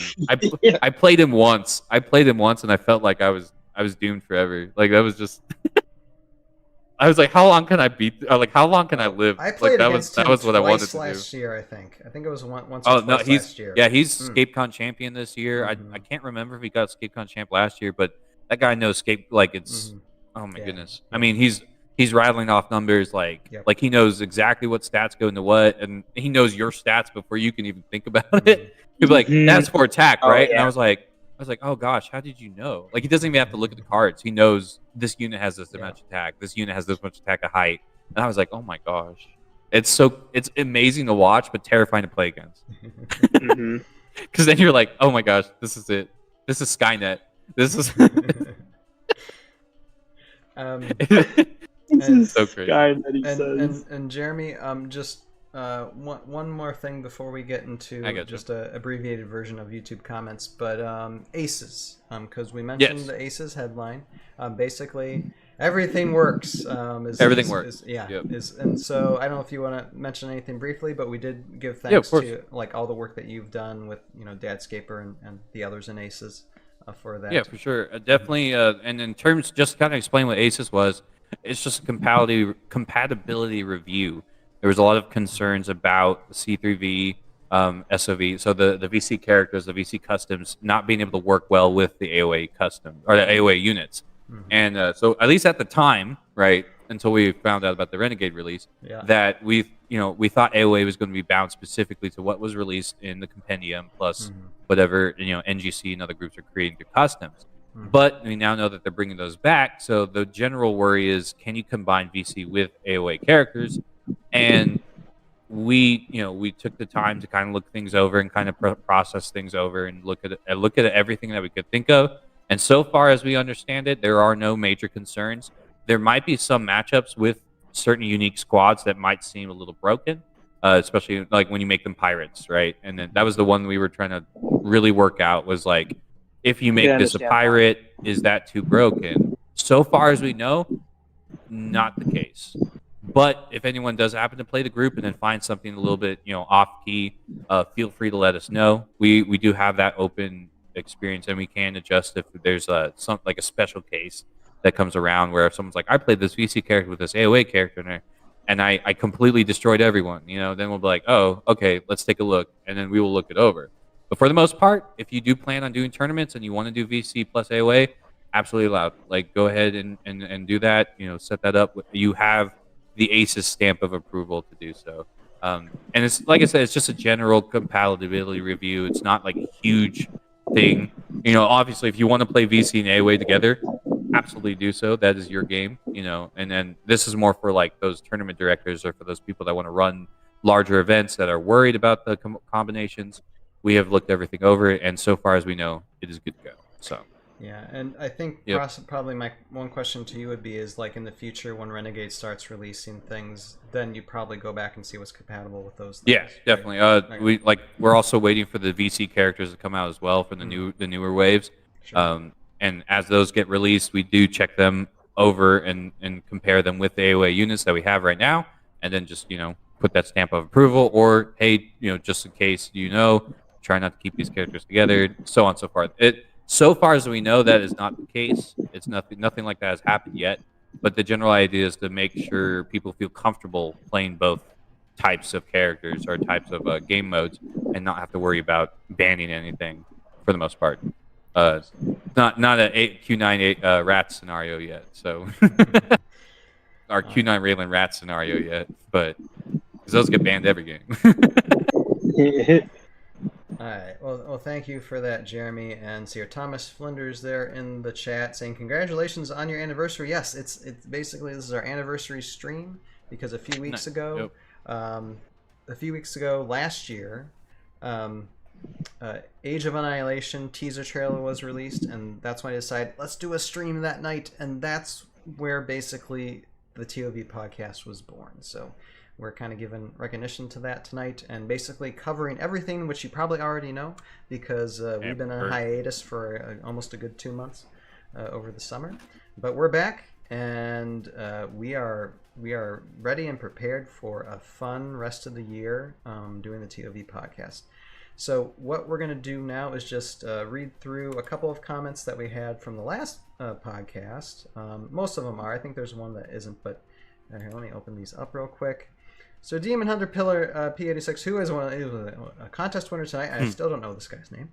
But it says, if you participated in the coaching sessions at ScapeCon, I'm very curious on how those worked and how it went. And we did discuss those. Yeah. Jeremy just discussed those. I discussed them a little bit. So yeah, no, those worked out really, really well. See here, Matthew Kress says, great episode, love the in-depth review of the figures, and that was from the ToV podcast last time, where I had Ken and the guy's name I don't know. Yeah, thanks Matt for the comment, and yeah, I hope we do. I want to bring those guys on in the future and do another just a rapid fire going through miniatures again, heroes and squads again, because that was a lot of fun. Let's see here. CSG99 says, great episode. My only complaint is that it wasn't 3 hours long. Well, guess what? CSG990. I'm willing to bet. Let's see here. Not quite. We might get there. We're at 2 hours and 22 minutes so far tonight. Yeah. I don't know if this podcast is as entertaining, but we're aiming high tonight. We're aiming high tonight. We'll see what happens. But no, thank you for the comments there, CSG. And then Wayne Kutzer 913. I hope I'm saying that name right. But Wayne says, Delta pricing really does do a lot to remedy the A-class or S-class only problem. I also love the Assassin's Creed game format. Oh, that was in ScapeCon 3. Yeah, that looked interesting. We'll be using that one locally for sure. And also says, put the hero back into Heroscape. Limited squad numbers allow those heroes to shine and not just get gunned down in one turn or be regulated to endgame mop-up duty.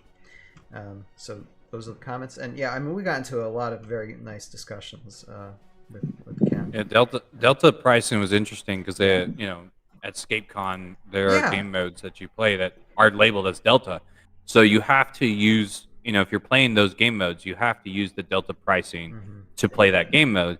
And a lot of different armies came to play as a result of that. So like, I found it you weren't just seeing the usual, right? Like things had changed to the point where people were fielding different groups. And I lost the game to a person who had fielded 3 squads of Grok Riders because the Grok Riders dropped to 70 points in Delta, and they're terrifying. It was played a lot. They're absolutely scary to play against now, and because I think that was the biggest issue for them in OG Scape. They're 130 points a squad, so it makes it really hard to draft them.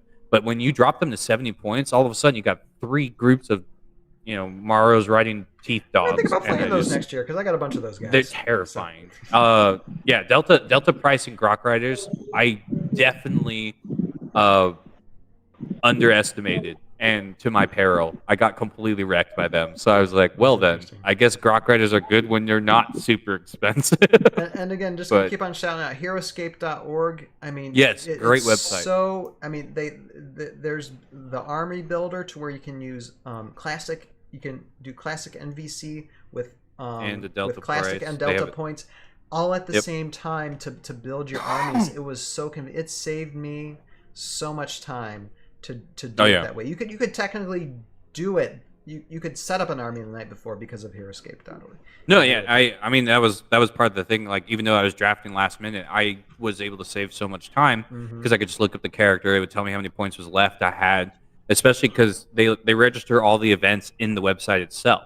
So when you go to submit your army, they tell you your point cap, and then you just pick the points and then submit the army that way. And that's how they kept everything registered, was through that website, and it's super good. They even had the AOA units for that one AOA event. So like you could actually, they had AOA units with the points and everything, and you could just add them and then build an army that way. So I mean, yeah, huge shout out to Chris Perkins for making that website, because I mean we've been we've had good army builders in the past, but I have to. I might be biased in saying it, but this has to be the best one yet. I think it's really good. Best army builder by a long shot. Yeah, and it's super accessible. Can't talk enough about it. But thank you, Wayne, for the comment. And let's see here, Justin Feyersign. I'm sure I'm saying that wrong, but Justin says, I loved the Scottie Pippen syndrome analogy, and I'm sure this is Ken was talking about that. I've been playing Heroscape since 2004. I've never been to a tournament, but would love to. I would most likely lose every game, but would enjoy meeting fellow scapers. But it is impossible to have a bad time playing Scape unless Deadeye snipes Braxis and Spider-Man in the same game. I was so upset at the time, but now it's hilarious looking back. Just wish I was on the other side of it. Oh, I'm sorry, Justin. But yeah, Justin, hey, I mean, try and make plans. I don't know where you're at in the United States, but more than likely, you're probably just a few hours away from a tournament, depending on where you're at, because they're all over. So yeah, definitely, go on the forums, go on like Heroscapers on Facebook or even on Discord, and ask, find out, and get involved. And hey, if all possible, try to get to ScapeCon 4 next year too, and we'd love to see you there, man. So yeah, and thank you everybody for the comments. Again, thank you everybody for the comments for the contest for Tales of Valor episodes. Congratulations to all the winners, and I love doing the contests, and I guarantee you that we're going to be doing contests one way or another, whether it be through ToV Podcast or Tales of Valor episode shorts that I'll be releasing next year. So just keep an eye out for those, and stay engaged, and I'll keep on helping you build your Heroscape armies. I'll do what I can, because I think that's a fun thing to do. So with that, I believe, is that all we have to say? I'm looking at this list. Let's see here. Yeah, on the wrap up, which says each speaker gets a turn to recap the stream as well as update and shout out the channel. I think we're at that point, aren't we? I think, Joe. I think it's kind of that classic segment. Yeah, I think we're there. I think we're there. So we will start with poor Jason. I know he's my age, and the guy needs his sleep, and I know I need. Start with the other old guy out here, like old man Wilkie and old man Rutherford are here. Yep. We know how it goes. So Jason, go ahead. Final thoughts. Shout out your channel, sir. Well, it's nice to see that at least someone's trying to bring back Heroscape in 2024 again. Hopefully things go a little bit better this time. We're no crowd. Not entirely sure what Renegade's going to do, but hopefully it goes well. That's about the best I can say at this point, and all that fun stuff. So anyway, I'm Jason, the creator of the Tabletop Battlefield. You can find my content over at tabletopbattlefield.com, as well as Rocker Robotics on YouTube. And I got about 29 days to go on my current crowdfunding campaign for the STL files for a set of 3D printed sci-fi vehicles. And you can find more about that at tabletopbattlefield.com/alliance. And that'll redirect you to the Kickstarter page, and you can go from there. All right, that's all I've got for tonight. Thanks for having me, Ryan. Yeah, no, you're always welcome, Jason. As being the guy who introduced me to Heroscape and beat my butt so many times long ago, yeah. And I always love your insight and knowledge in gaming and such. But definitely support Jason's Kickstarter. I mean, it's really not much. I mean, for these STL files, and yeah, show him your support. All right, Jeremy, go ahead. Alrighty. Well, yeah, I was really stoked for the opportunity, and I mean, I know it's kind of like separate because this is from my community, but I do want to do a huge shout out to all the followers and supporters of the S1 Collate, because I actually was able to go to these events because they helped fund the travel costs. I actually was able to get a ticket to go to these events because of them. They sent the money through the Ko-fi, they sent the money and stuff to help me get up there. So like, honestly, would not have been able to even meet Craig Van Ness if it wasn't for you guys. So like, thank you so much for the support. Absolutely appreciate it. Sometimes I'm sitting there like, I'm just a nerd on the internet, really, but I'm just glad to know that the stuff I do generates that interest and generates that support, because it does help me be able to do things like this. And like this all is because of y'all. Like, I just want to make sure people know this. Like, y'all helped me get this, so thank you. Yeah, just honestly, see, like 2024 is gonna be awesome. It's not only gonna be a year that Heroscape comes back officially, it's also gonna be the 20th anniversary of Heroscape. So that's, yeah.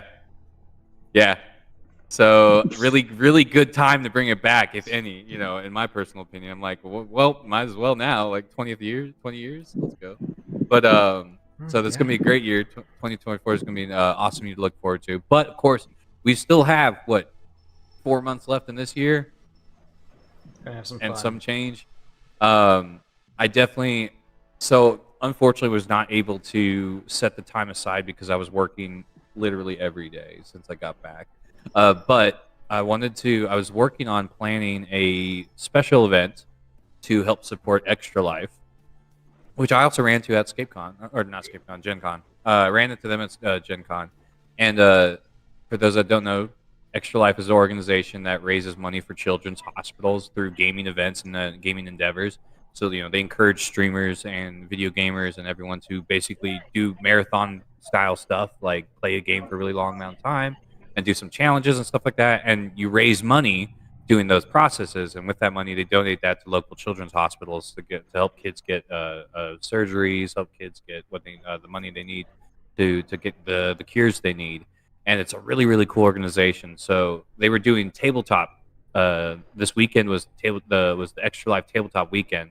I didn't get to participate because I was working, but I have a plan. I have a really cool plan I wanted to do for that. So I might still do that on the side, which is, you know, obviously it's going to be Heroscape related because Heroscape is my tabletop game. So please look forward to that. It's going to be something fun if I get the time to do. You know, I'm working on that right now. 47 hours, by the way. I worked 47 hours this week. Wow. So I hit overtime and everything. It was crazy. But yeah, in between all of that, as I figure out the schedule, I definitely want to spend a lot of my time bringing Heroscape back to, you know, mainstream. Try to talk about it as much as possible. So you're going to probably be seeing a lot of Heroscape content on my feed, on my channel. Retweeting where I can, reposting where I can, things like that. Just getting the word out there. We don't have a date. We have a year. So any time in 2024. So that's plenty of time to get the word out. Yeah, and if you want to, you know, feel free to share that stuff around so you can spread the word too, so we can get everyone excited for the return of Scape. Yeah. So, and as always, if you ever have any lore questions or anything like that, feel free to ask me at the Eslan Collates or Croatoan. You can find me here on Discord, Twitter, Twitch, YouTube, the whole internet, those spaces in the internet. So, yeah. And I yield my time. And I'll take the next time, fellow. and I'll pass it to Joe Crazy, who's totally not mind shackled. Oh, thank you. Off screen. Oh, wow. There's the time. Thank you. Nice. Yeah. Yo, my life's been just as crazy. Yeah. Hey, Joe, it's been Joe crazy. It's been, oh man, oh has it?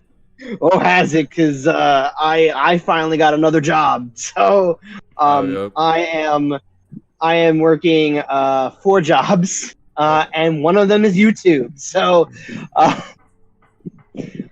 So yeah, that's pretty much my big thing. I know you guys haven't gotten a video in 2 weeks, but tonight I uploaded a video. Yeah. And don't worry, you're getting one next week and the week after that. So those are already done and locked and loaded. So it's been very busy on all fronts over here. And right now I'm on vacation, so I'm taking a small break. Gonna relax, gonna sink my feet into some sand tomorrow morning. I cannot wait. I've been doing a lot of driving the past couple weeks, so and September 17th, I'm going to Philadelphia for a Heroscape event. Going to Philly. So I haven't been to Philly yet. I've been to Maryland. I've been to Massachusetts a few times. Haven't been to Philly. So Philly, I'm coming. I can't wait. I don't know what event Ryan has planned.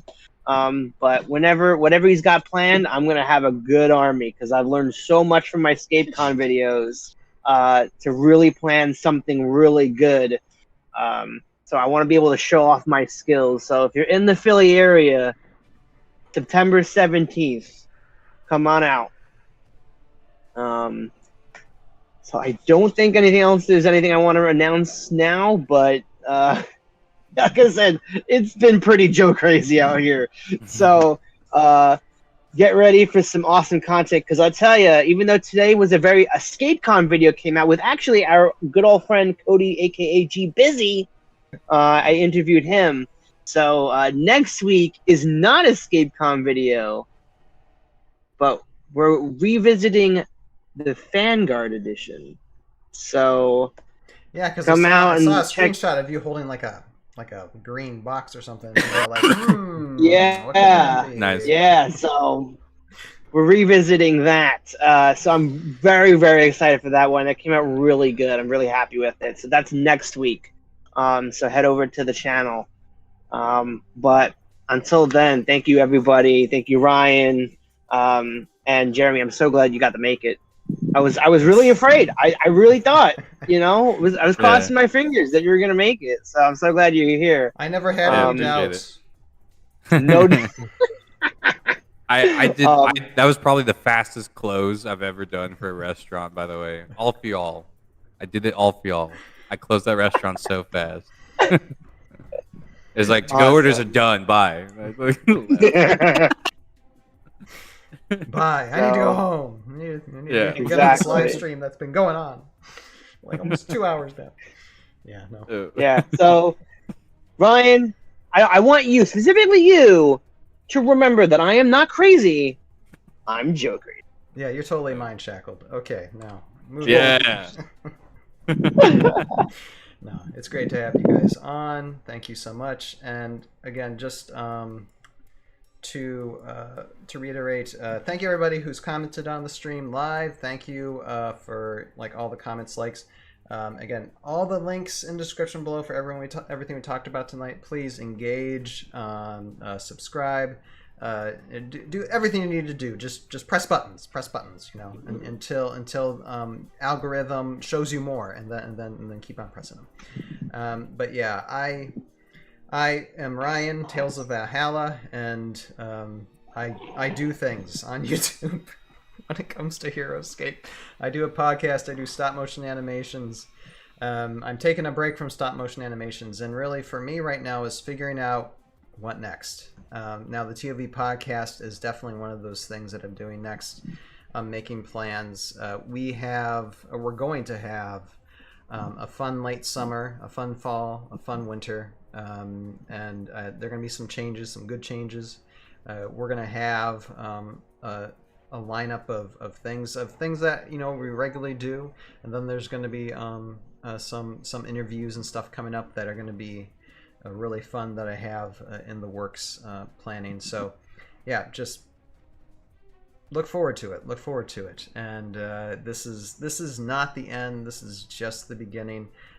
Like I've said before, we're just getting started. And I mean, especially now that we know that not only is Heroscape back, but Renegade is planning this. I mean, personally, as excited as I am, a sigh of relief is only going to be breathed out when I see the product on store shelves. That's when I'd be like, okay, I can purchase this. Okay, this is the change that's happening. Okay, then I can move on. So as excited as I am, that's what's in my mind right now. But with that being said, get ready to have fun. Get ready to have fun. I'm not exactly sure what I'm going to do for live streams when I'm not ToV podcasting, but video game playing, editing stuff, I don't know. I mean, right now, like I said when I signed off before on the episode 10, season 3, episode 10 premiere, I'm spending time with my wife. I'm spending time with my son. I mean, he just started kindergarten last week, and that's been really fun to see and witness. But I know there's still things I got to do. I got to do things in order to support my family and maintain my health. And yeah, just keep on keeping on with that. But I will stay engaged. And yeah, just like I said, I'm live streaming every Sunday and Wednesday, usually. So for those of you who are watching, see you Wednesday. What are we going to do? Probably video game playing. Maybe I'll dive into some Mormonium. We'll see. But yeah, definitely see you next Wednesday. See you Sunday for whatever we decide to do.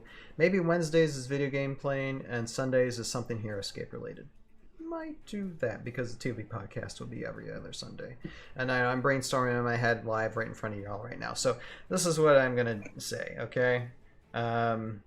Let's take our dice and roll because this game's coming back, okay? You all have a purpose in your life. Find it, pursue it, live it. We'll see you guys next time. For sure. We'll see you guys next time. And ToV Podcast, whatever happens next time we run, we're going to do it. It's going to be a blast. It's going to be a blast. Later, y'all. See ya. Later. Have a good night.